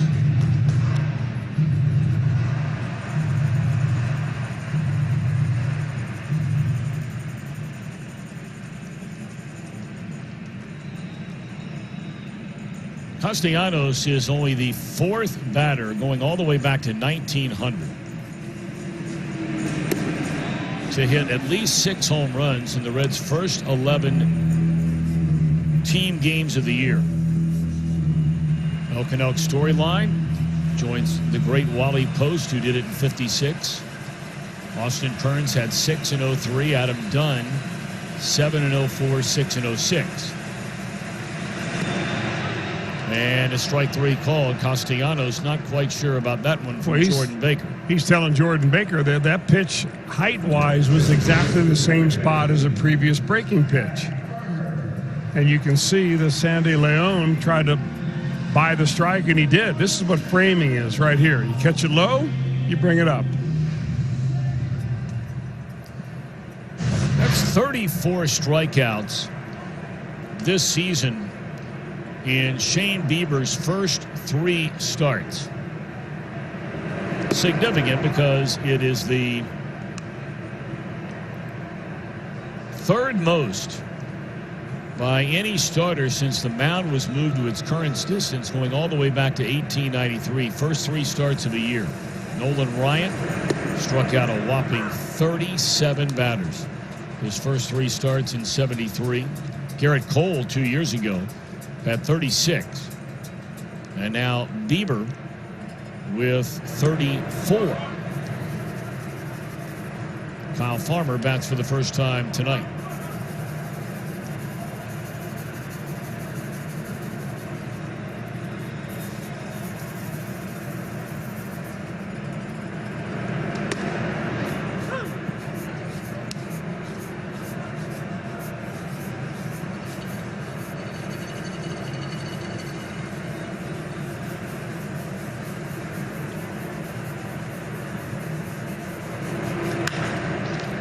Backhanded by Ramirez. Long throw. That's a sweet play right there by Ramirez. Man, was that nice.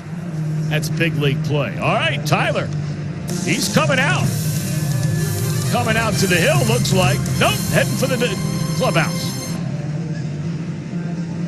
Of this game may not be disseminated without the express written consent of the Cincinnati Reds. Well, you saw Tyler Mahle make his way back into the Reds clubhouse. What a sensational effort by him tonight. He'll give way to the veteran right-hander, his first year as a Red, Pedro Strop. Only pitched in 2 games and not even 2 full innings for Strop, who normally is one of the busiest guys in the league. 2 of the next 3 hitters are right-handed, and Strop is very tough on them. Heavy use of that slider. Reds lead the Indians 2-0. Cleveland bats in the 7th, and there is that slider down and away to get ahead of Franmil Reyes. No balls and 2 strikes. Well, you know, one of the great baseball minds, and we refer to him regularly, Kevin Barnes. As here's a tapper to the glove side for Galvis, and he can't get down on it to pick it up.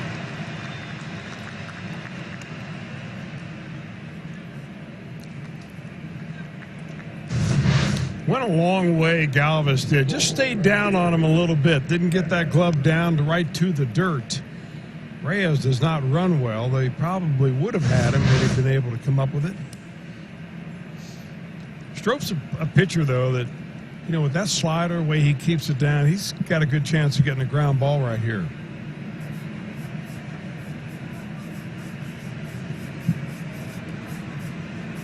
Bradley Zimmer, the batter, representing the tying run. Well, you know, we were talking about Kevin Barnes, and you had said earlier about, you know, you got to use your eyes. And you had said, you know, use your eyes on what you saw from Mahle. He had retired 10 batters consecutively. Had not allowed a base runner since he hit Lindor back in the 3rd inning. 6 innings, 1 hit. A single by Mercado to start the 3rd. He walked 2, hit a batter, fan 6. What an outing for Tyler Mahle. But the Reds need 9 outs from that bullpen. And they got 9 outs last night behind Sonny Gray.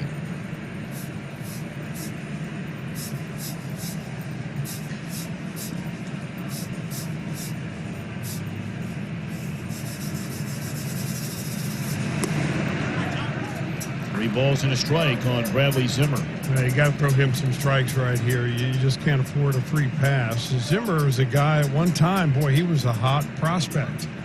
And he had a shoulder injury in 2018 that kind of sidetracked his development.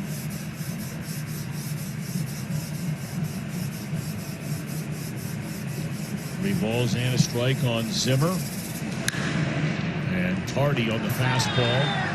Fouled out of play.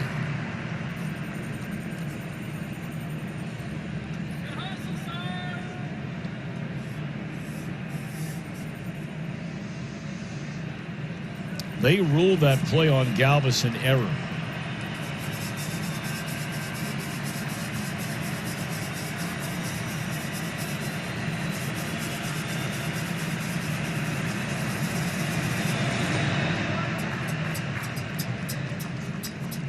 And that's ball 4 to Zimmer, so an error and a walk. Pedro Strop has not pitched in a week. The last time we saw him was the 28th of July. The same holds true for Amir Garrett, going all the way back to the 28th of July. Last night was the first time we had seen Michael Lorenzen since that same date.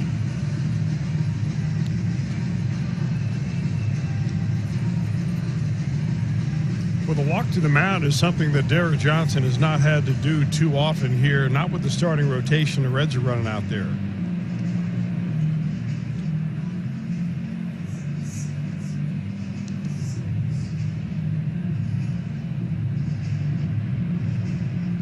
Lucas Sims will begin to throw in the Cincinnati bullpen. You know, it's really tough when you haven't pitched a lot. You don't have the feel, even if you're a veteran pitcher like Pedro Strop. Early in the ball game, you could see the difference with Tyler Mahle. It wasn't until he had a few innings under his belt that he really got into a groove and was throwing the ball where he wanted to. That splitter started to work after about the 3rd inning. Strop needs a good pitch and a rollover ground ball. Loop low. Takes off the inside corner.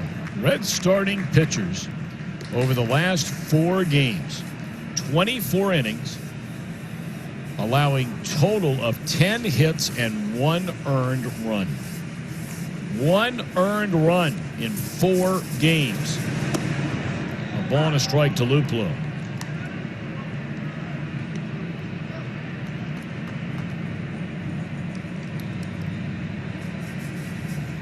Reds are not so sure that Luplow won't be asked to bunt. Votto's in on the grass at first. Now he'll back up a step or 2. Suarez even with a bag at 3rd. And that ball almost hit him.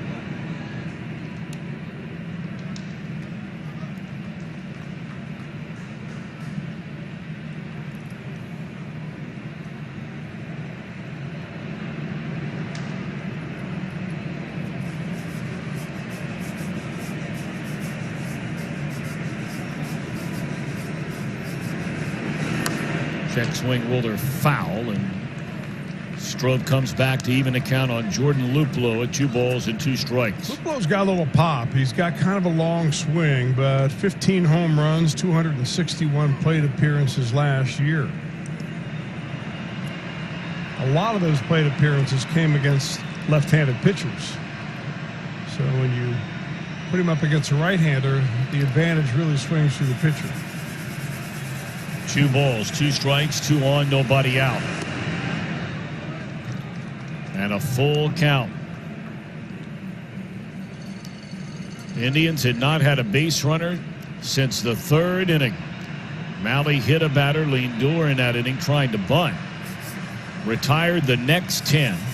Is lifted from the game. Strop comes in, has an error behind him. Gives up a walk, and now he's gone 3-2 to Luplow.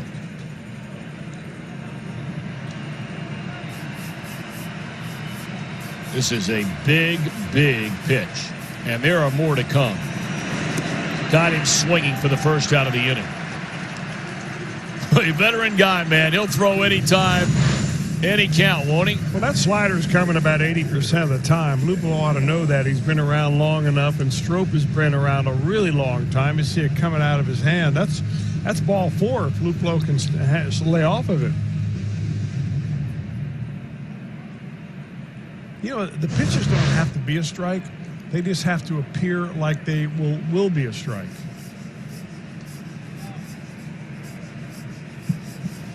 So now Leon off the end of the bat. That's a quick out for Pedro Strop and a second out here in the 7th inning.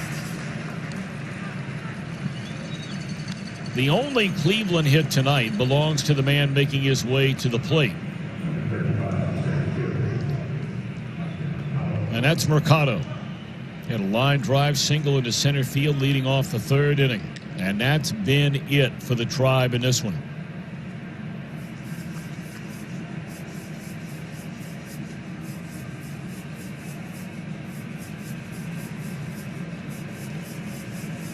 For Mercado, just his 4th hit. And now his first 30 at-bats of the season. Batting down in that number 9 spot. And they're counting on this guy offensively this year. Strike one. Young player did a lot of very good things for this Cleveland team once they brought him up in 2019. 2 on, 2 out, nothing in 1.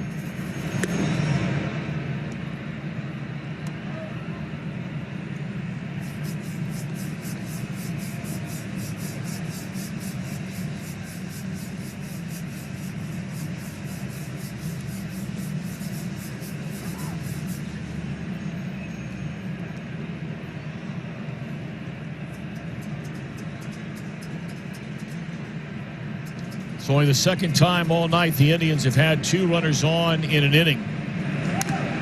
And now Strop jumps ahead of Mercado with a ball and 2 strikes.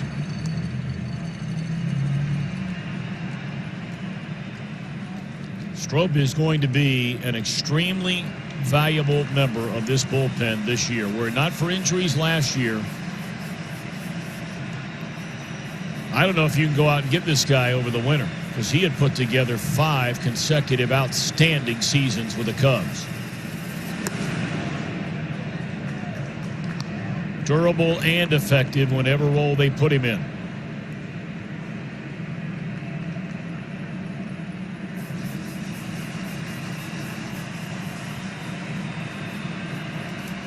Trying to put him away on 2-2. A little bit too low, so now the runners get started on a 3-2 pitch. And remember, that's a tying run over there at first base in Zimmer. Yeah, when he was at the top of his game, he still walked batters, but he had more strikeout pitches. Strop did. Needs a strike right here. 3-2. And does not get the strike and is loading them up for the top of the order. An error, a walk, a couple of outs, and now a 2nd walk in the inning. Strop's strikeout or Strop's walk rate really jumped last year from 2018 to 2019.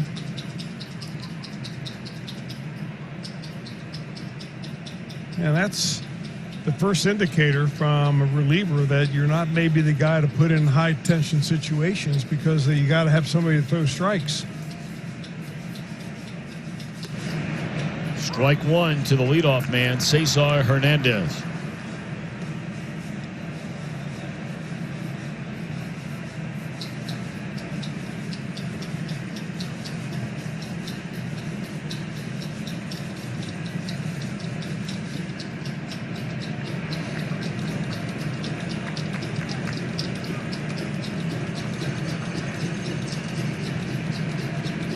Hernandez hit a line drive leading off the game that Malley knocked down.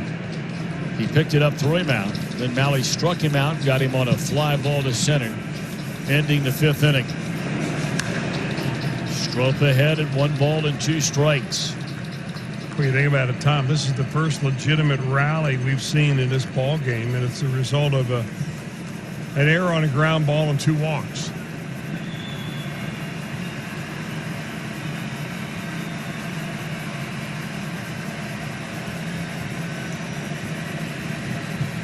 Strop trying to leave them loaded and preserve this 2-0 lead.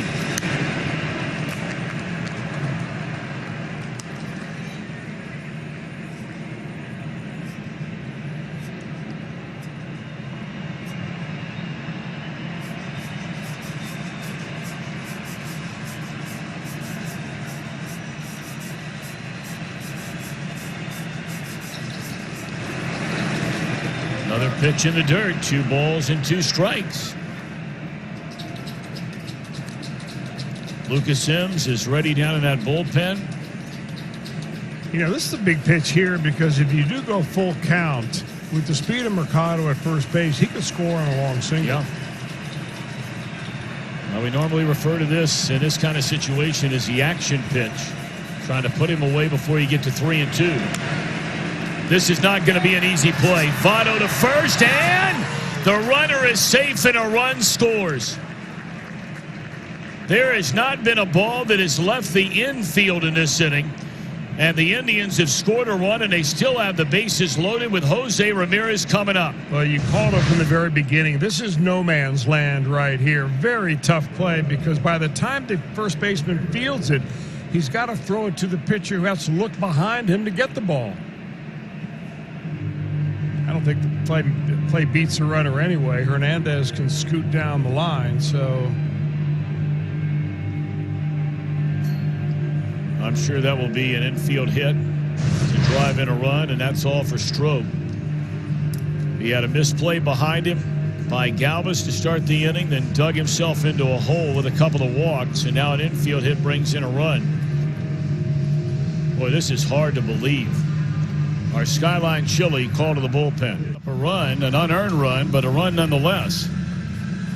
And the bases are loaded. The Reds lead the Indians 2-1. Jose Ramirez coming up, and on to replace Stroh is right-hander Lucas Sims. He's been very impressive, Sims has.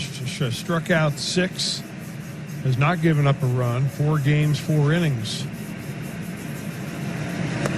Now some might be wondering again, Amir Garrett, remember him? We brought up last night the duo of Ramirez and Lindor, at least so far this year, have just absolutely worn out left-handed pitching.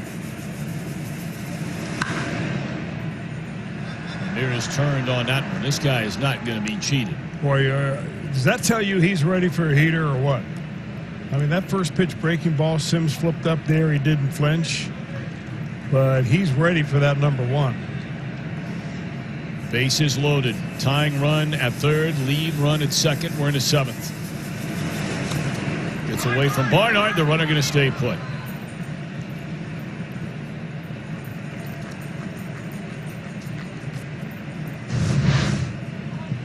You know, both the breaking pitches that Sims have thrown has been off the plate in the dirt. So if I'm Ramirez, I'm thinking this kid can't throw a curveball for a strike here. He's got to come after me with a fastball. I'm going to be ready.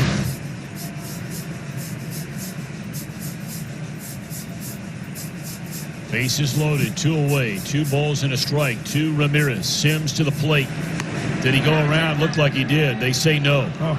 And now Sims has fallen behind 3-1. Like he took a little off that pitch. Ooh. We've seen umpires ring him up on that before. Yeah, I thought he went around from up here.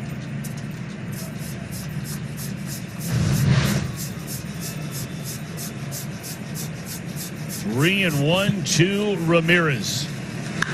Oh, boy. Boy, you ain't lying to me. I mean, he's not going to be shanking one off on a 3-1 count off to the third base side. Now, hey, look, it's a long, loud strike, but he is ready to hit that fastball, and he doesn't believe for a second that Sims is going to throw anything but a fastball. 3-2, and here it comes from Lucas Sims. Oh, my Lord. That ball bounced halfway from the pitcher's mound. And it's a 2-2 game. Well, I think the nerve's getting to Lucas Sims a little bit. He tried maybe to add a little bit more onto that, and he just slipped coming off the mound.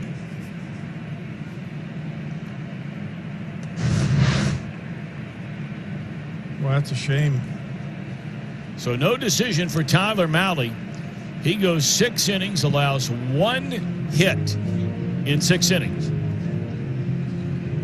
He retires the last 10 batters that he faced in the game with really not even a hard hit ball. You know, if you're going to talk about how the season is compressed, you also have to say that the games are compressed as well. Because these games now become more important, especially when you have a little bit of a lead going late innings. And when you have a bullpen that's going to come in and walk 3 batters in 1 inning in the 7th inning, you can't afford to do that. A starter can get away with that early in the game, but you can't get away with it late in the game. And you got to find a way to throw the ball over the plate. Unfortunately, you got the best hitter, maybe one of the best hitters in the American League, stepping into the batter's box.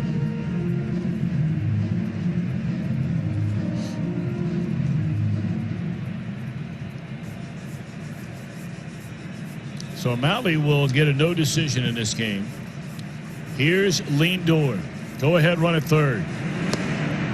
Pulled a string on him on the first pitch there to get ahead, nothing I'm not sure if that was a strike had he not swung at it. He has not looked good swinging at breaking pitches. Malley's tied him up a little bit. The home run he hit last night on a fastball.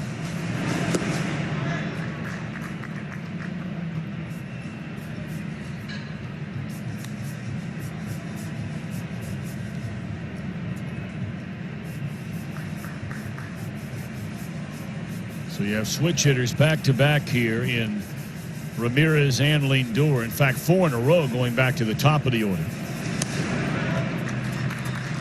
There has not been a ball in this inning where a runner reached that left the infield.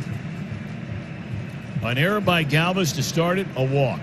Then back-to-back outs by Stroh. A walk, an infield hit brought in a run, and this will end the inning.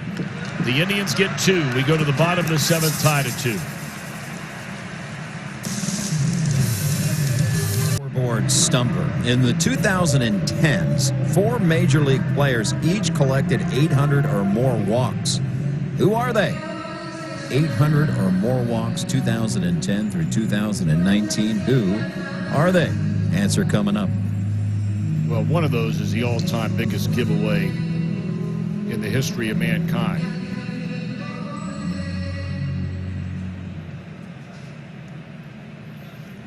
Well, look who's still in the game.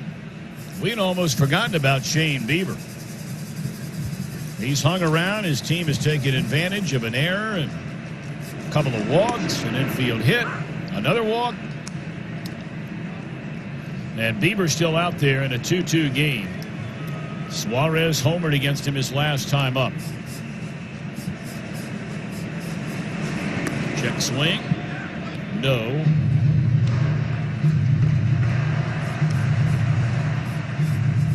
Suarez, the last Red with a hit. The Reds only have 3 of them. The Indians have just 2. Both Reds runs against Bieber. Home runs. Castellanos and Suarez.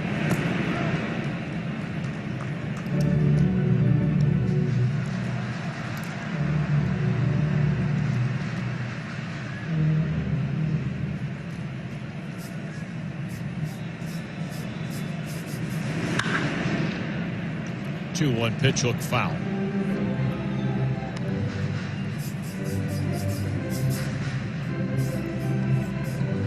You know, with the 2 runs given up in that inning by the Reds, both of those were unearned runs.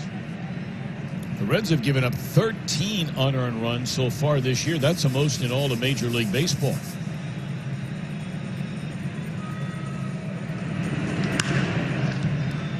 Lindor will handle it to start the inning.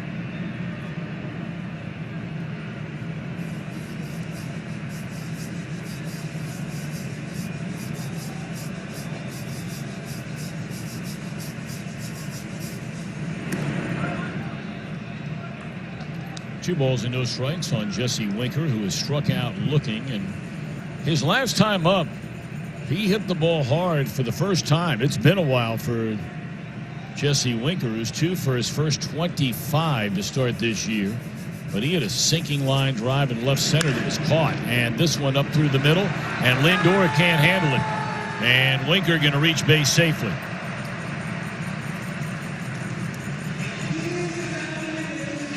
I would imagine we would see. Well, he got a curveball on a 2-0 count, did Jesse Winker, and he puts it into play right here. Now, Lindor is normally just as sure-handed as anybody, and that ball just kind of came up and got away from him. He finally gets it over near the right field line.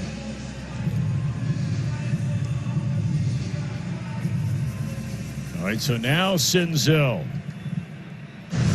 He had a single into center field, a line drive his first time up, and then walked, and it went as a pickoff when he drifted too far off the first base bag, and Bieber saw it coming, ran right at him through to Santana. Strike one. Well, Bieber went first 2 pitches off-speed changeups to Jesse Winker, then a curveball. And he knows now, everybody who's watched Senzel over the last week knows he's geared up for that fastball. So I doubt he's going to get a good one to hit here. Leon wants a slider.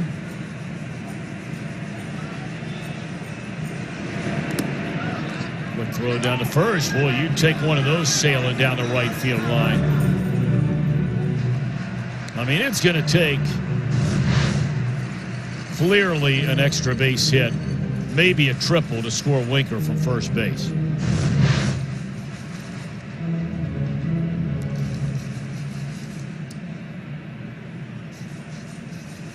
I mean, he'll give you everything he's got. Very short lead over there held by Santana, and the 1-1 coming to Senzel. And now a ball and 2 strikes. Again, off speed to Nick.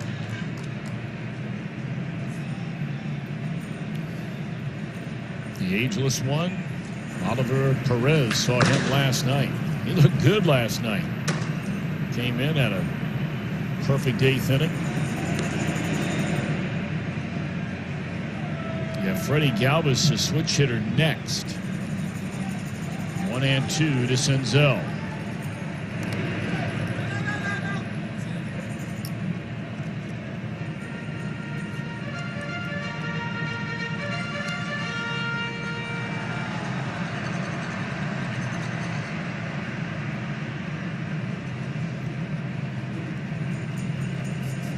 I mean, make no mistake, this has been a stingy pair of pitching staffs. You know, you look at the Reds, they went 3-2 last night.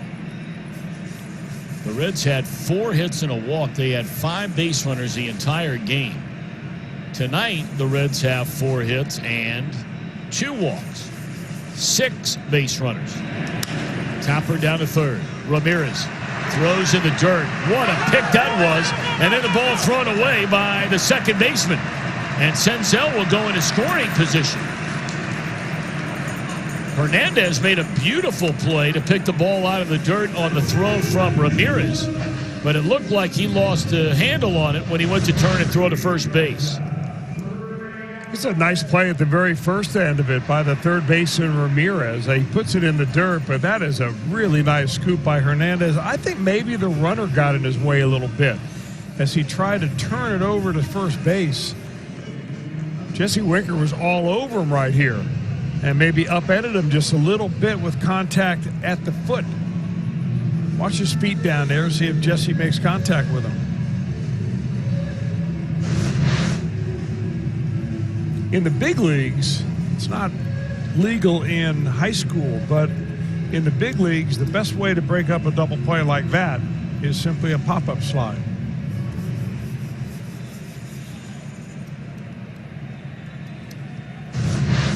You get in there, and as soon as you hit, you pop straight up.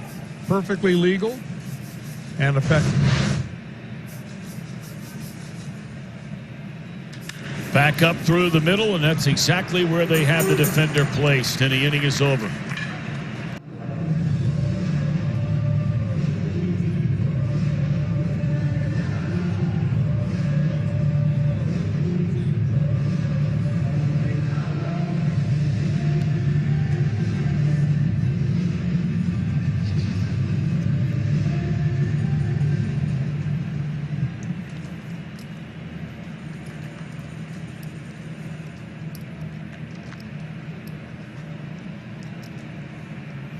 All right, fellas, thank you very much. You have to start to wonder, as Nate Jones comes in the game, if there's just something that we simply don't know about in regard to Amir Garrett. First pitch swinging Carlos Santana. Jim Day, I'm going to check in with you down there. I asked you about it last night. We had not seen Strop. We had not seen Lorenzen. We had not seen Garrett going all the way back to the 28th of July. Do you have anything further to add about Amir Garrett? And one of my questions to David Bell last night, it was a twofold question. I asked him, have you not had the availability of Garrett or Strop? And sort of sidestepped the question a little bit, but today was asked about Strop, that he just hasn't had the situation to pitch Pedro Strop in. And he followed it up by saying Nate Jones is going to be the guy that's going to get most of these setup or eighth inning situations, or the situation he's in right now. But there was no mention of Amir Garrett. And a lot of times a manager doesn't want anyone else outside of the clubhouse to know that something's going on. So do not know the answer for Amir Garrett. Well, that's really the case 99.9% of the time. I mean, we can sit up here, Chris, oftentimes, and you can try to, prepare for this situation or prepare for that situation. But if you don't know what's going on, you don't know what's going on. Right, and there's no reason to speculate because we don't know. 3-1 to Carlos Santana. It sounds really good at the beginning of the season to have expanded rosters and to put 11 relievers on your team down there, because coming out of summer camp, everybody's getting plenty of work and they're all right on top of their game, right? But, you go a week or 10 days into the season now and guys don't get a chance to pitch, and all of a sudden they've got rust coming all over them. It's just... well, it's going to drop to 28 on Thursday, and I guess they're working in negotiations to that being the final number for the year. Roster spots. Yeah, active roster. I don't know. Then it was supposed to drop another down to 26 in another 2 weeks. Right. I wouldn't be surprised if they just leave it at 30. With the way things are going around baseball with testing of certain teams and so on, But what I'm saying is it's just hard to get guys enough touches with the baseball to keep them sharp. Walk the lead off the inning.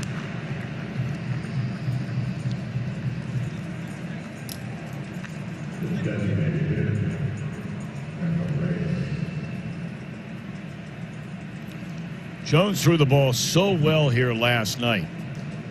Came in with the Reds leading 3-2. He hit a batter to start with and then had bad luck on a ball that should have been an out, turned into an infield hit. But then had the great play by Barnhart throwing out the trail runner at second base on a pitch in the dirt. And with a runner at third and one out, nursing a one-run lead, he struck out Ramirez and Lindor to get out of the inning. Strike one to Franmil Reyes. Franmil can't believe he just let a fastball go by.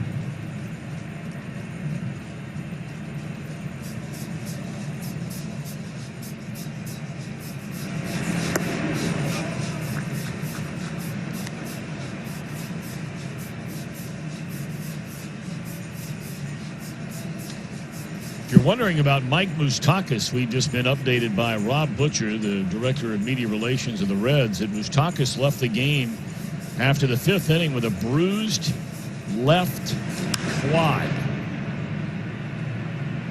So that's on the heels of Moustakas already missing time one when he went on the injured list. So missed 3 games there.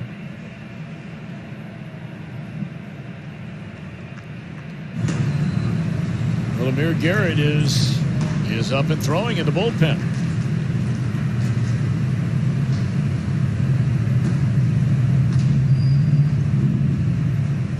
I don't know if he's getting ready for Bradley Zimmer next. The Indians unquestionably would bat for him. 2-2 on Franmil Reyes.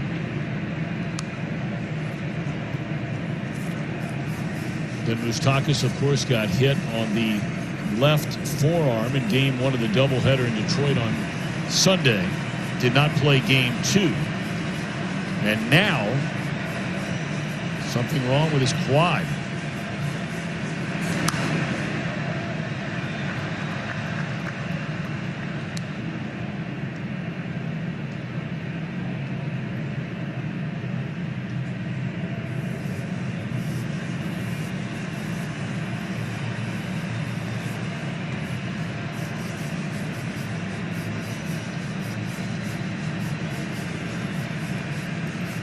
2 balls, 2 strikes. Nate Jones against Franmil Reyes. Straight away center field, hit a ton. Senzel going back to the wall, and it is a 2-run home run by Franmil Reyes. And a 2-0 Cincinnati lead going into the 7th inning has vanished, and the Indians now have the 2-run lead.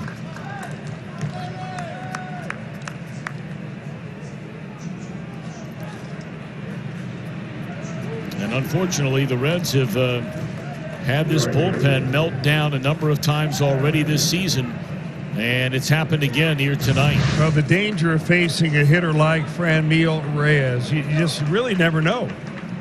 I mean, he may go up there and he looks terrible for 3 at-bats, and then next time he hits the ball 400 feet. He didn't get all of that one, but enough to get it out of here with a leadoff walk on base. That's a hurt one there. I mean, there wasn't a peep coming out of that Cleveland Indian dugout all game long. And now they've just been shot full of adrenaline.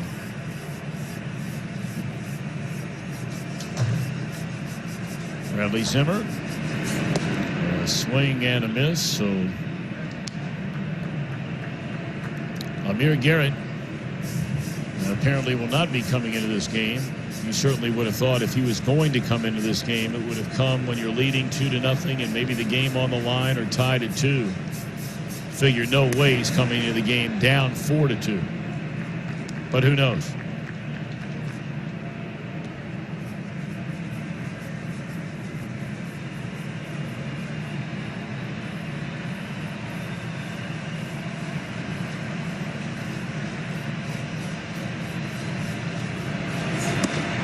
The Indians have scored as many runs in the game tonight as they have scored total in their 4-game losing streak.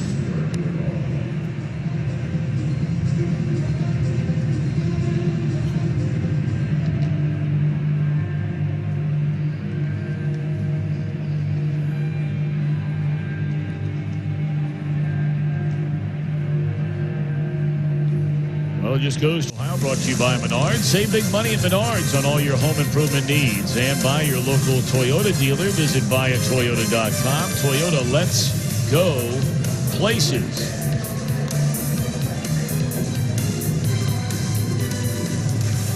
Nate Jones walks a leadoff man, Santana, then allows a 2-run home run, gets a strikeout, he's out. And after a left-handed batter just made his way to the plate and struck out, here comes a left-hander, Amir Garrett, on to face Luplow. Yeah, often used Amir Garrett the last couple of years. He exceeded 65 games both last year and the year before. This is game 155 in his big league career. He's been good. 3 innings, 3 games, 5 punch-outs. Well, he pitched in 3 of the first 5 games on the year, and we've not seen him in a week. We mentioned the last time we saw him a week ago today on the 28th of July.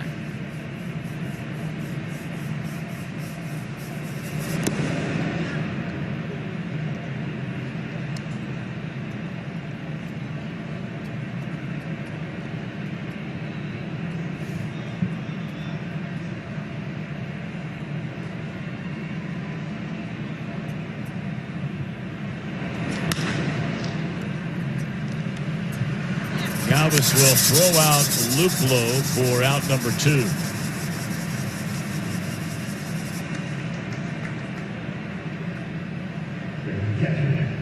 The home run surrendered by Jones was the 10th home run given up by the Cincinnati bullpen so far this year. To give you an idea, the Reds starters this year have pitched 60 innings.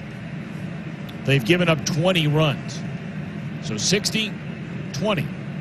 The bullpen has pitched 31 innings and given up 29 runs. Those are just the numbers.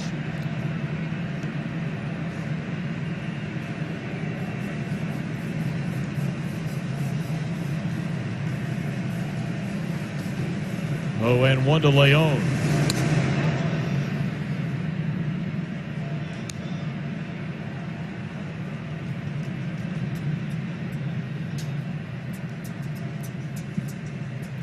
you're taking a peek around the corner. The Reds in the bottom of the 8th inning would have Barnhart, Shogo, and Joey Votto.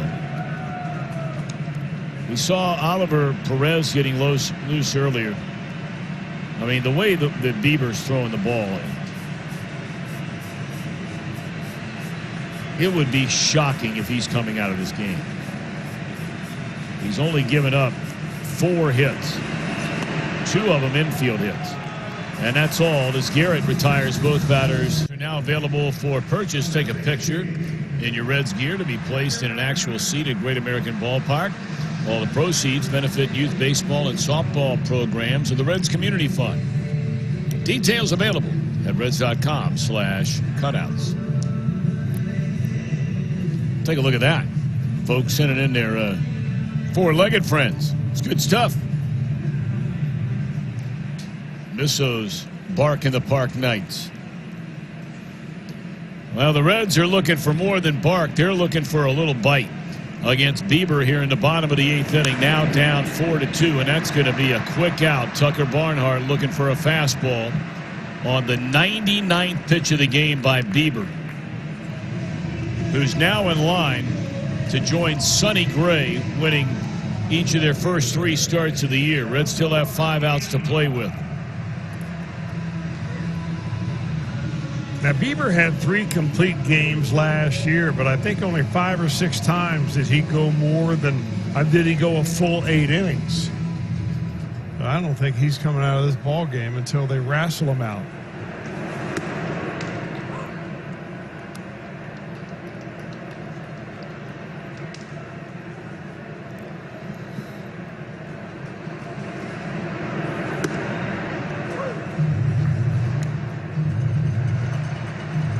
Cody Reed getting loose now in the Cincinnati bullpen, but all eyes now, right now, are on the offense.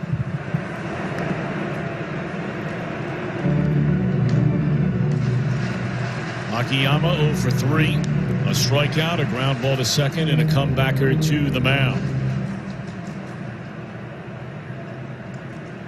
Remember, Moustakas had to leave this game, so Farmer's batting in that cleanup spot now. And a 1-2.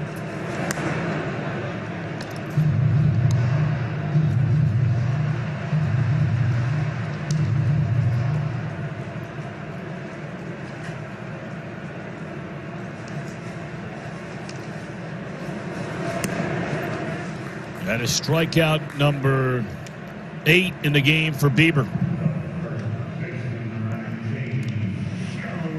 That gives him now 35 strikeouts in his first 3 starts of the year. Still has pretty good spin on that breaking ball, but where he starts his pitch is the key.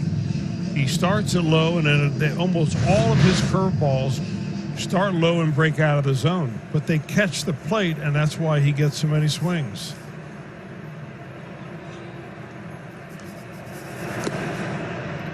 Joey 0 for 2 with a walk. Our good friend Carl Willis is the pitching coach here with the Cleveland Indians, longtime pitching coach, former Cincinnati Red pitcher back in the 1980s. Hooked into right field, and Votto with a base hit. So that'll bring Castellanos to the plate, representing the tying run.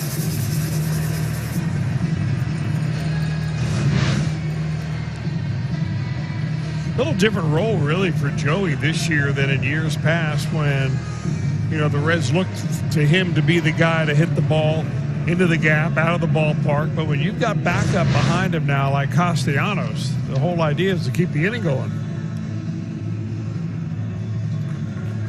Well, that's all for Bieber. We'll tell you about the new pitcher when we... Castellanos, he homered his first time up tonight, giving him 6 so far this year through the first 11 Cincinnati games.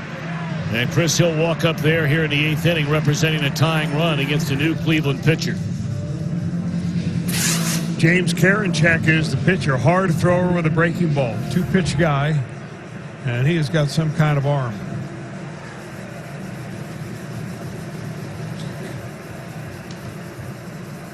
Castellanos normally extremely aggressive very early in the count.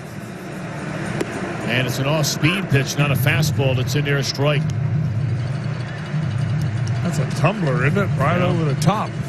5 innings, 2 hits, 1 unearned run for Karinchak. He has struck out 8 and walked 2. And opponents are hitting $143 against him the early part of this year. Just like that, nothing in 2 on Castellanos. Bieber goes 7 2/3 innings. He allows 5 hits, 2 runs, both of them coming on solo home runs. He strikes out 8 and walks 2. Wearing number 99.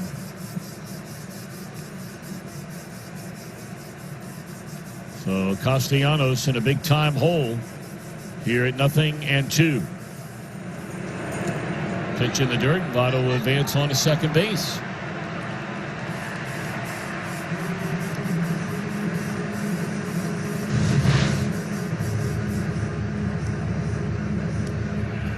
You can do everything right as a catcher on a breaking pitch and still not be able to keep in front of you. Leon is really good behind the plate. And Barnhart is really good. We've seen a lot of pitchers over the last couple of nights, high spin breaking pitches, get away from these catchers. Castellanos with a count of 1 ball and 2 strikes. And here it comes. We think. Did he go? No, on the appeal to first. Tell you, this is another one of those pitchers, Chris. There's all that rocking and body parts moving, and I'm just stunned it's not a balk. They caught a break there. I mean, look at all this moving around. This guy makes you want to mix in a little decaf.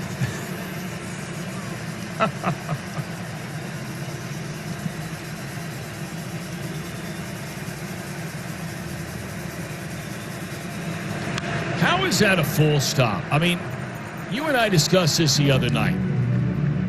There's got to be a complete pause there. And you're the rules guru. I just cannot believe that this is not called a balk. Well, if he gets called a balk, it's because he doesn't stop. It will not be because he shudders and shakes. And no, I understand. He's before like this right there. That's not a balk. No. But look at all the movement around when he brings the ball to the mitt. Right, the hand in the mitt. He's not even in a stretch yet. Not till he gets his hands together in there. And now he's in a stretch. That movement right there used to be a balk. No longer. That's a little longer pause that time, and that's all for Castellanos. Take a look at our Honda game summary. Castellanos with just a mammoth blast to straightaway center up above the batter's eye in the first inning. His 6th home run of the year, hitting streak to 11. Suarez got off the schneid. His first home run of the year, also to center, right center, to make it 2-0. Tyler Mahle cruising right along, retires 10 in a row, is lifted from the game. Pedro Strop comes in, had an error behind him, couple of walks, infield hit, bases loaded walk, tied it by Lucas Sims, and then a 2-run home run off the bat of Franmil Reyes to break the 2-2 tie off Nate Jones in the 8th inning, and the Indians lead 4-2 as Cody Reed takes over on the mound. He is the 6th pitcher of the night for David Bell after that. Tyler Mahle went 6 innings.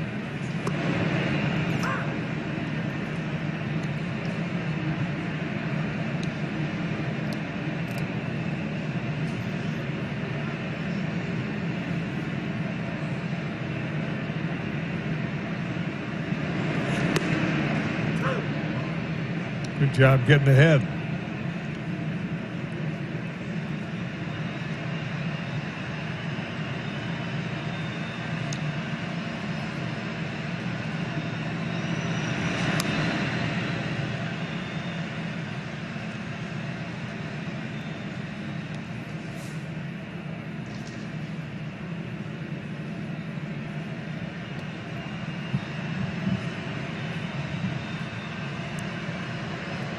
A count of 1 ball and 2 strikes. And Reed struck him out. Good pitch here by Cody Reed. Yeah, 3 good sliders, a nice pitch in between, and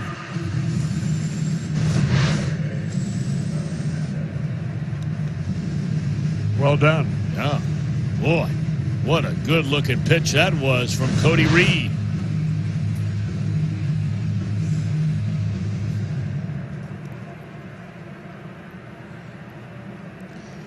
Indians have their closer, Brad Hand, getting loose in the bullpen. No surprise there. The Reds will have Farmer, Suarez, Winker, then Senzel should we get any further last of the ninth.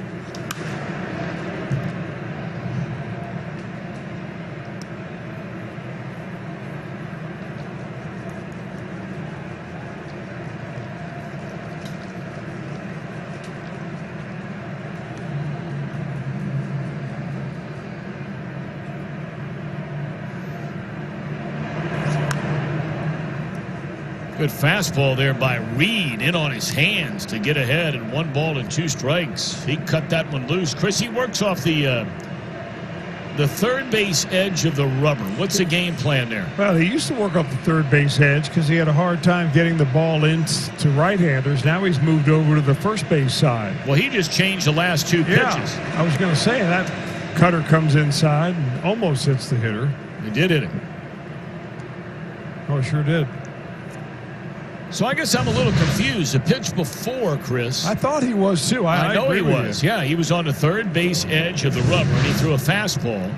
And then when he moves over for that next pitch to the far first base edge of the rubber. Which was a slider, maybe to give him a little better angle, but after a while they're going to catch on to that. All right, well, it looks to me like he's going back to the third base side again. We'll see. Yep. Boy, that is really strange, isn't it? I used to change sides of the rubber, whether it was a lefty or righty. Okay. But not in between pitches. All right, so he just threw a fastball. The last 3 pitches he's thrown. On the third base side of the rubber, he has thrown fastballs.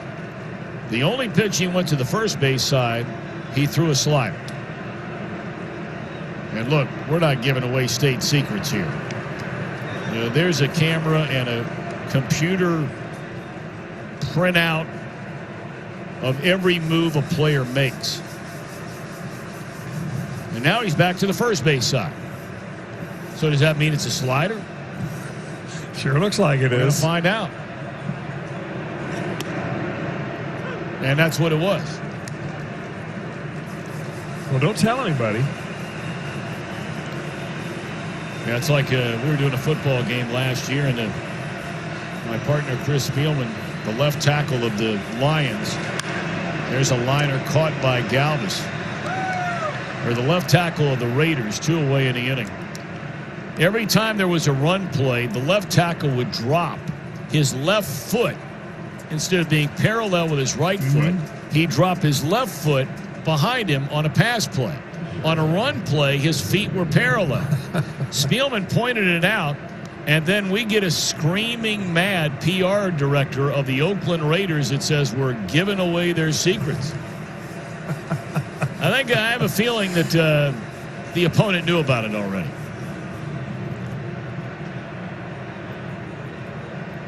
Now Lindor, first time from the right side tonight. And a weak tapper to short. Going to be a bang-bang play. And Galvis makes a nice play. Boy, beautifully. Sports Ohio Reds Live, the pregame edition is brought to you by Ray St. Clair Roofing. First look at the lineups, interviews, features, tech talk, Tom's Tidbits, and more. All right, the scoreboard stumper. Let's pay it off here. We asked 4 Major League players in the 2010s, each collected 800 or more walks. Mike Trout, Jose Bautista, Carlos Santana, and Joey Votto. Both of those guys going head-to-head. How about that? All right, Brad Hand, the left-hander, takes over on the mound. He, of course, is a Cleveland closer. Now look, whether it was with San Diego or whether it's been with Cleveland, this guy has been an outstanding pitcher. But Chris, the Reds have had really good success for whatever reason against Brad Hand. Well, they're worried about him in Cleveland because he started off last year and pitched right through to the end of July, just outstanding. Had 27 saves. When it came down to the end of the year, he had lost velocity. His snap on his breaking pitch wasn't there. You can see the splits now between that first half and that second half, and it is dramatic difference right there. And he still has not picked up that velocity that they hope is going to show up any day. The Reds have scored a pile of runs against this guy in just his 15 career games against Cincinnati. And he's had a hard time throwing strikes against the Reds. 15 games, only one career save. And generally, he's coming into games in save situations only, like tonight, leading 4-2. And that ball is in the air to left field, hit hard. But one away in the inning. Looks like Allen, I believe, is taking over out in left field for Luke Lowe. Greg Allen.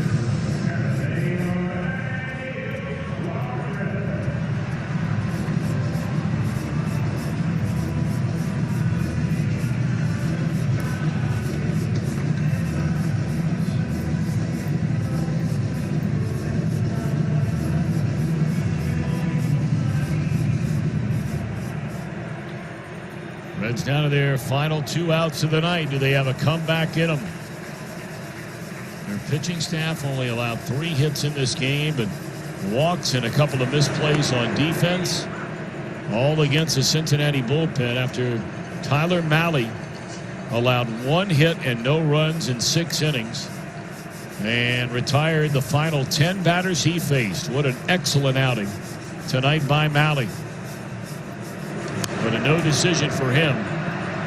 That's too bad. Well, what's worse is that the Reds are looking at an L in a game in which they feel like if they do lose this game, they just let it get away.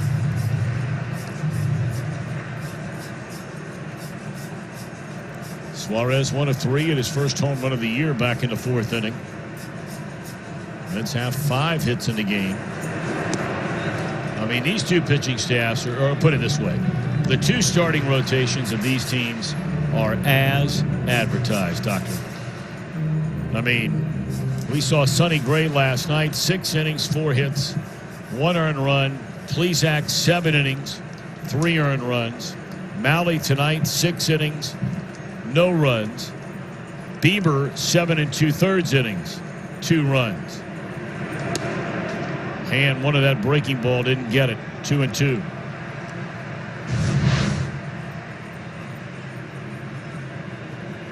That's his go-to pitch. Brad Hand has got that slider. That's what they call that. It's more like a big sweeping curveball.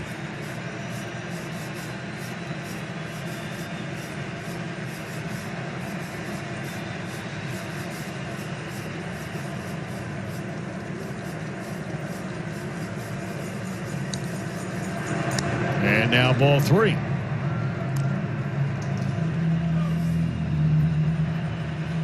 Well, we brought up that Hand, for whatever reason, against the Reds, he's averaged 5 walks per 9 innings over the 15 games in which he's faced him. Now, you know, you're not talking about a ton of innings. You're talking about 20 career innings. But an earned run average up over 6. So they've gotten to him a number of times. 3-2 pitch to Suarez. And this will be the second out.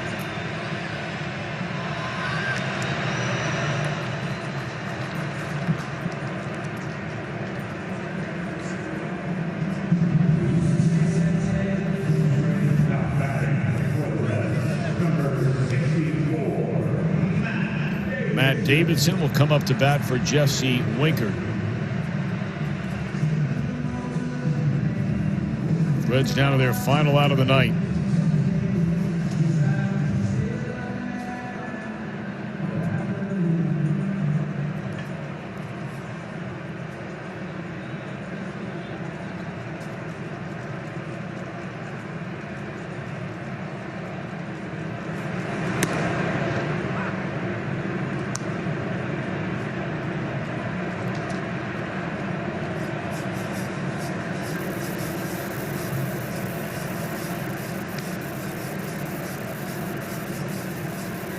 Nothing and 1 to count on Davidson. And now 0-2. Breaking ball in on his hands.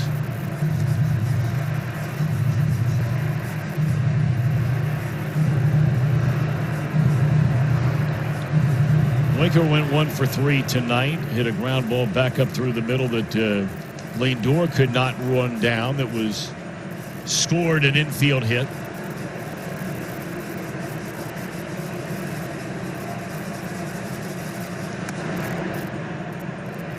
There's one Davidson might have thought about taking one for the team. That ball almost hit him on the elbow. Trying to bring that tying run to the plate. Nick Senzel would be next. I'd have to think long and hard about that. 94 on the elbow. I get it. And that's the old ball game. So the Indians bullpen behind strong starting pitching by Shane Bieber, who goes to 3-0 on the year, hold down the fort over the final inning and a third, while the Reds bullpen, unfortunately, things could not have been much worse. Reds bullpen walked 3 batters. He had an error in the field, allowing a couple of unearned runs to score to tie the game in the 7th, and then after a walk to begin the 8th, a 2-run home run by Reyes, propelling the Indians to a split in this 2-game series in Cincinnati, with 2 more to go, Chris, tomorrow night in Cleveland, where we're not sure if it's Luis Castillo. We're not sure he's pitching tomorrow night or Thursday night so far for the Redlegs. Well, I think the biggest thing on David Bell's mind is probably not who's pitching the next couple of nights, but who's relieving the next couple of nights. He's got to go in out that bullpen and find a couple of relievers who can, in a winning ball game, be a bridge to your closer. Right now, it's a coin flip out there, and that's something that's got to be straightened out pretty soon. All right, final count of 4-2. Guys are standing by in the studio.